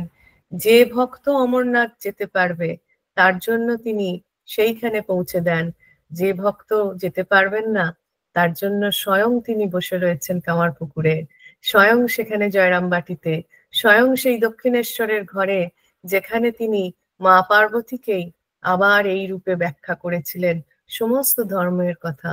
যুগে যুগে অবতার, যুগে যুগে বারবার অবতরণ তাদের এই কারণে যে তারা যুগের প্রয়োজনে তাদের এই কথা পৌঁছে দেন এইভাবে। এইটাই কথা। ওই যে কি সুন্দর করে সেদিন আমরা যখন পাঠ করছিলাম, যখন বলা হলো বেদে অধিকার নেই নারীদের, বেদের অধিকার নেই এই জাতিদের, এই সব বলে যখন একটা বাধা সৃষ্টি হলো, তখন ব্যাসদেব কি করলেন, সেই বেদের জ্ঞানকেই রামায়ণ মহাভারত পুরাণের মধ্যে দিয়ে বলে দিলেন। সেইটাই তিনি বললেন সেদিনকে যখন পরীক্ষিতের সেই গল্প হচ্ছিল, তখন এইটাই বললেন যে যখন স্নান করে যে কি আছে, কিভাবে বেদের জ্ঞান পৌঁছবে, বললে আমি তো সেই জ্ঞানই লিখে দিয়েছি, সেই সমস্ত জ্ঞানকেই আমি ভাগ করে দিয়েছি। কেউ তো বলতে পারবে না যে রামায়ণ মহাভারত পুরাণে নারীর অধিকার নেই, কেউ বলতে পারবে না যে শূদ্র রামায়ণ মহাভারত পড়তে পারবে না। তাহলে তিনি যুগের প্রয়োজনে ভেঙে ভেঙে বুঝিয়ে দেন। আবার এই যুগের প্রয়োজনে ব্যাসদেব রূপী শ্রীময় এসেছিলেন কথামৃত রূপী, সেই বেদ জ্ঞানকে আবার সবার কাছে অতি সহজে পৌঁছে দিলেন। সেই জন্য যুগে যুগে যাদের আশা, সেই দেবী দুর্গা, দেবী তুমি যে নামেই ডাকো না কেন, সেই জগৎজননী মাকে তৈতরীয় উপনিষদের অনুবাকে যে দুর্গা সুক্তম রয়েছে, সেই দুর্গা সুক্তমের আমি সমস্ত সংস্কৃত উচ্চারণগুলি যদি নাও ঠিক মতন করতে পারি, আমি ক্ষমা প্রার্থনীয়, কিন্তু মানেটা বোঝা খুব প্রয়োজন। আমি মন্ত্রপুষ্পম বইটি থেকে এটি পাঠ করছি। ওং সহনা ভবতু সহনৌ ভুনক্তু সহ বীর্যং করবাবহাই তেজস্বিনাবধীতমস্তু মা বিদ্বিষাবহাই। ওং শান্তি শান্তি শান্তি। ওং জাতবেদসে সুনবাম সোমমরাত্যত নিদয়াতি বেদঃ সনং পর্ষদুতি দুর্গানি বিশ্বা নাবেব সিন্ধুং দুরিতা অহত্যগ্নিঃ তমগ্নিবর্ণং তপসা জ্বলন্তিং বৈরোচনীং কর্মফলেষু জুষ্টাং দুর্গাং দেবীগং শরণমহং প্রপদ্যে সুতরসি তরসে নমঃ। অগ্নে তং পারয়ানব্ব अस्मान् शस्तिभिरति दुर्गानि विश्वः पुश्चो पृथ्वी बहुला न उर्वी भवतो कायोतनयाय संजः विश्वानि न दुर्गः जातो वेदः सिन्धुन्नो नावा दुरिताति परसि अग्ने उत्रि वन्मनासो गृणानो स्मकां बोधो विता तनुनाम पितना जातिगं सहमानो उग्रमग्निगं उभेमो परमास्थस्तस्तात् सना पर्षदुति दुर्गानि विश्वा ह्यामदेव अतिदुरातः तग्नि रत्नसि कमिड्डः अद्धरेषु सुनाच्चः होता नभश्च सतसि साञ्चाग्ने तनुवां कृपया सास्मभ्यं च सौभगो मायजस्यो गोभिर्जुष्टमयजु निषिक्तं तवेन्द्रो विष्णुरुनुसञ्चरेम नाकस्य पृष्ठमे शङ्खसंवासन वैष्णवीं लोकैः मादयन्तम् ॐ कात्यायनाय विद्महे पुण्यकुमारी धीमहि तन्नो दुर्गी प्रचोदयात्। ॐ सहना भवतु सहनौ भुनक्तु सह वीर्यं करवावहै तेजस्विनावधीतमस्तु मा विद्विषावहै। ॐ शान्ति शान्ति शान्तिः। देवी दुर्गा चरणे श्री श्री माয়ের চরণে মন্ত্র পাঠ নিবেদন। অপূর্ব পাঠ, অপূর্ব পাঠ। কৃপা কেবলম। এই দুর্গা সপ্তমের অর্থটি জানা আমাদের বড় প্রয়োজন। সেখানে আমাদের উভয়কে, আমরা জানি সহনা ভবতুর অর্থ, আমাদের উভয়কে তিনি সমভাবে রক্ষা করুন, উভয়কে তুল্যভাবে বিদ্যাফল দান করুন, আমরা যেন সমভাবে সামর্থ্য অর্জন করতে পারি, আমাদের সকলের লব্ধ বিদ্যা সফল হোক, আমরা যেন পরস্পরকে বিদ্বেষ না করি। ওম ত্রিবিধ বিঘ্ন শান্তি হোক। এবার কি বলছেন প্রথম যে লাইনটি, আমরা অগ্নির উদ্দেশ্যে সোমলতার অভিষেক করি। অগ্নি, এই যে এক্ষুনি মাতাজির এতেও পড়লাম যে অগ্নির যে উপাসনা, সেই সর্বজ্ঞ অগ্নি আমাদের শত্রুগণকে সম্পূর্ণরূপে ভস্মীভূত করুন। আরো যে অগ্নি, সে অগ্নি আমাদের সমস্ত বিপদ বিনষ্ট করেছেন। যেমন নাবিক নৌকার দ্বারা সমুদ্র অতিক্রম করে, সেরূপ অগ্নি আমাদের পাপ সমূহ দূরীভূত করুন। দেবী দুর্গার নিজ মুখে যে বর্ণনা, আমি সেই বৈরোচনী অর্থাৎ পরমার্থা কর্তৃক পরিদৃষ্ট অগ্নিবর্ণা, স্বীয় তাপে শত্রুদগ্ধকারিণী, কর্মফলদাত্রী। আমরা সকলে সেই তামাগ্নি বর্ণার দুর্গা দেবীর শরণাগতি হই। হে সুতারিণী, হে সংসার ত্রাণকারিণী দেবী, তোমাকে প্রণাম করি। হে অগ্নে, তুমি আমাদের স্তবযোগ্য হয়ে কল্যাণপ্রদ উপায়ে সমস্ত বিপদ থেকে উত্তীর্ণ করো, আমাদের সংসার সমুদ্রের পরপারে নিয়ে যাও। তোমার অনুগ্রহে আমাদের বাসভূমি, এই পৃথিবী শস্য নিষ্পাদন যোগ্য, যাতে শস্য আমরা পাই, সেই রকম বিস্তৃতি লাভ করুক। তুমি আমাদের পুত্রদানের জন্য সুখপ্রদ হও। হে জাত বেদ, তুমি আমাদের সমস্ত বিপদের বিনাশক হয়ে যেমন নৌকা দ্বারা সমুদ্র অতিক্রম হয়, তেমনি সর্বপাপ থেকে রক্ষা করো। হে অগ্নি, অত্রি ঋষির ন্যায় তাপত্রয় মুক্ত হয়ে তুমি মনে মনে আমাদের কল্যাণ চিন্তা করো এবং আমাদের শরীর রক্ষা করো। আমরা পরসেনা জয়ী, শত্রুগণের অভিভাবককারী, ভীতি হেতু অগ্নিকে উৎকৃষ্ট স্বীয় ভৃত্যগণ সহ অবস্থানযোগ্য দেশ হতে আহ্বান করি। ভারতবর্ষের এই মুহূর্তে এটি বড় প্রয়োজন। আমরা কি হব? পরসেনা জয়ী, অন্যের সেনাকে জয়ী হব। শত্রুগণকে যেন আমরা অভিভাবক হয়ে রাখতে পারি, করতে পারি নিজেরা। ভীতি হেতু অগ্নিকে উৎকৃষ্ট, যে ভয় থেকে, যে অগ্নি আজকে সমস্ত যে যুদ্ধাস্ত্র তার মূল তো অগ্নি, সেই অগ্নিকে যেন ভৃত্যগণ সহ, অগ্নি তার সমস্ত সাঙ্গপঙ্গ ভৃত্য সহ যেন অবস্থানযোগ্য দেশ হতে আহ্বান করি। সেই অগ্নি আমাদের সমস্ত বিপদ দূরীভূত করেছেন। অগ্নিদেবকে তিনি যেন আমাদের এই সমস্ত যে দোষ হয়েছে তা সহ্য করেও আমাদেরকে রক্ষা করেন, আমাদের মহাপাপ বিনষ্ট করে। এই প্রার্থনা আজকে আমাদের দেশের জন্য। হে অগ্নি, তুমি কর্ণসমূহে স্তবযোগ্য হয়ে সুখদান করতে থাকো। এই যে মায়ের কথা, তিনিই অগ্নি, বুঝতে পারছেন তো? তিনিই অগ্নি। তাই বলছে যে তুমি কর্ণসমূহে আমরা যেন এই সমস্ত স্তব পাঠ শুনতে পাই, স্তব পাঠের যোগ্য হতে পারি, সুখ দান করতে পারি, হয়ে তুমি আমাদেরকে সেই সুখ দান করো। তুমি কর্মফলেরই দাতা। হোম নিষ্পন্ন, হোম থেকে যে জ্যোতির বা যে ঊর্জার নিষ্পন্ন হয় এবং স্তবযোগ্য হয়ে যা আমাদের কানে প্রবেশ করে, সেটাও তিনি। তিনি না চাইলে আমাদের কর্ণদেশে তিনি অবস্থান করতে পারেন না। তুমি হবি দ্বারা, হবি মানে আমরা যেগুলো তাকে দিই যজ্ঞে, সেই হবি দ্বারা স্বকীয় শরীরের প্রীতি সম্পাদন করো। মা তুমি সন্তুষ্ট হও, তারপর আমাদের সৌভাগ্য প্রদান করে থাকো।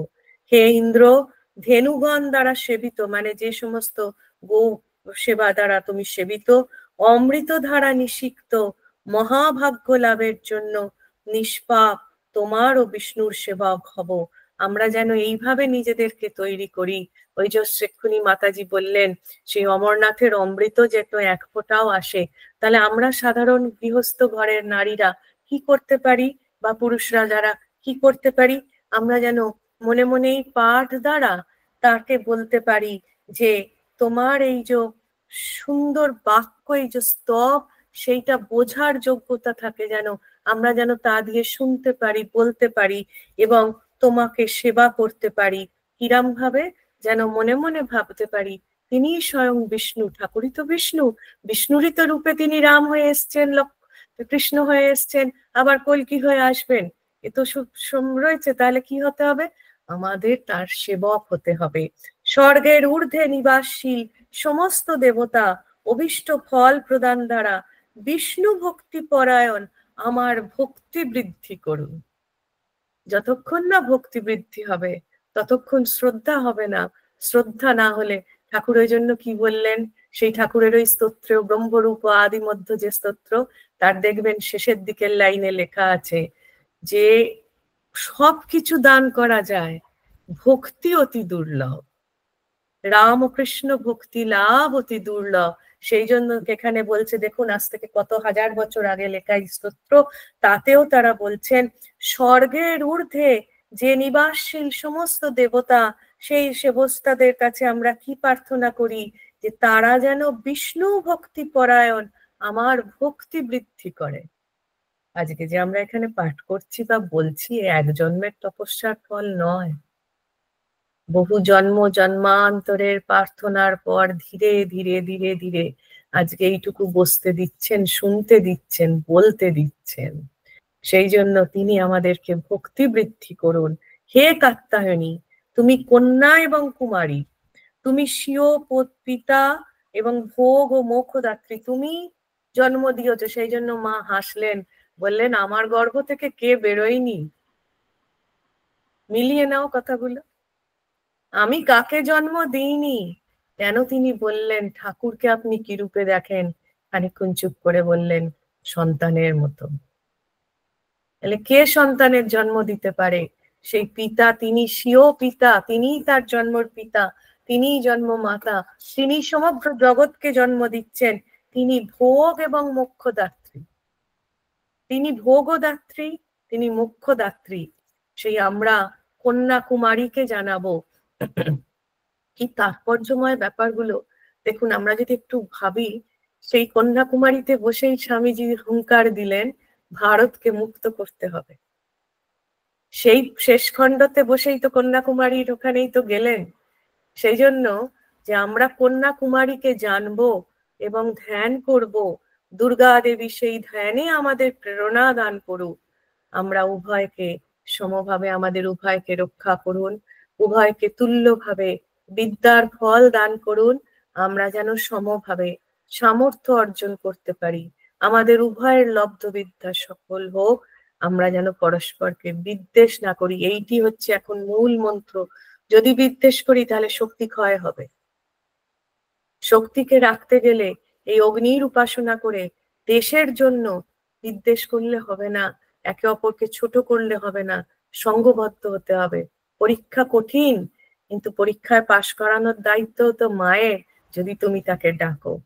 ও আপনাদের সকলের এবং আমার প্রত্যেকের সকলের পূর্ণ শান্তি হোক, সেই ত্রিবিধ শান্তি প্রার্থনা করি। ওম শান্তি শান্তি শান্তি হোম। হরি ওম তৎসৎ। শ্রী রামকৃষ্ণ अर्पणमस्तु। जय भगवान श्री रामकृष्ण देव की जय। जय महामाई की जय। जय स्वामी जी महाराज जी की जय। गुरु महाराज जी की जय। আমার এই যে বিশ্বাস আর ইয়ের কথা হচ্ছিল না, এই যে অমরনাথে যে দুজন ছেলে, আমার এই বসুধারা যে আমি গেছিলাম স্বর্গারোহিণী, যেটা পঞ্চপাণ্ডব গেছিল, এটা নিয়ে আমার একটা অভিজ্ঞতা হয়েছে, আমি এটা পরের দিন বলবো, আজকে তো সময় নেই ওই জন্য। পরের দিন আবার আমরা এই নিয়ে। হ্যাঁ, অনেকের কাছে সেটা কাকতালীয় লাগবে, কিন্তু আমার কাছে না একদম মনে হচ্ছে ভগবানই তাকে পাঠিয়েছিলেন। এত মানে আমি ভাবতে পারি না যে ওইটা আমি বলবো না, আমি পড়বো না, কিন্তু এটা আমি বলতে চাই। নিশ্চয়ই, তাহলে পরের দিন এই অভিজ্ঞতাটা আমি শেয়ার করবো। আমি নিশ্চয়ই এটা একদম ওইটা শুনে না, অমরনাথের ওইটা শুনে, ওনারা তো মহাপুরুষ, ওনাদের তো হবেই, কিন্তু আমরা যে সাধারণ মানুষ, আমাদেরও মধ্যে ওই জায়গাতে সত্যিকারের মনে হয়েছে যে না, বিশ্বাস মানে কত দূর করলে পরে যে এরকম হয়। আমার অভিজ্ঞতা হয়েছে এটা, এবং অনেক জায়গাতে হয়েছে এই অভিজ্ঞতা। নিশ্চয়ই এটা আমি পরের দিন বলবো। নিশ্চয়ই বলবে। আজ আপনাদের সকলকে আমার শ্রদ্ধা এবং ভালোবাসা এবং প্রণাম জানিয়ে আজকের অনুষ্ঠান এখানেই শেষ করছি। আর আমি এইটা লিংক আবার দিয়ে দেবো, আপনারা যারা দেখতে চান বা শুনতে চান আপনারা আবার গুগলে। আর এর পরের দিন থেকে আমি অনেক দেখলাম যে আমি যেহেতু সময় পাচ্ছি না আলাদা করে ইউটিউবে দেওয়ার, কিন্তু আমরা যদি এর পরের দিন থেকে প্রস্তুত হয়ে বসি, যেটা সবাই করেন, আমরা ডাইরেক্ট বললে সেটা ইউটিউবে চলে যাবে, তো তার ফলে সেটাতে আমাদের জিনিসটা রেকর্ডটা থেকে যাবে, সেটা কোনো অসুবিধা হবে বলে আমার মনে হয় না। তো সেটা নিয়ে আমরা একটু চিন্তা ভাবনা করতে পারি, আমাকে জানাবেন। আর আজকের অনুষ্ঠান এখানে শেষ হলো। সবাই ভালো থাকবেন, সুস্থ থাকবেন, মঙ্গল হোক, ভালো হোক, এই প্রার্থনা জানিয়ে আজকের অনুষ্ঠান। প্রণাম দিদি। নমস্কার। অপূর্ব।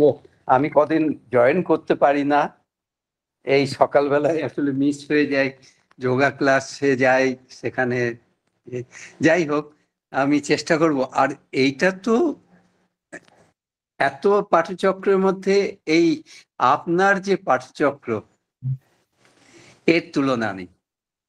তো জানি না দাদা, এটা আমার কাছে বড় প্রাপ্তি যে দাদা হয়ে আশীর্বাদ করুন। অপূর্ব অপূর্ব। আপনি যদি এইটা সত্যি ওই লিংক রেকর্ডিং থাকে, তো তার থেকে বড় জিনিস কিছু হবে না। এটা সকলের জন্য খুব ভালো হবে, আর আমরা সবাইকে শেয়ার করতে পারবো।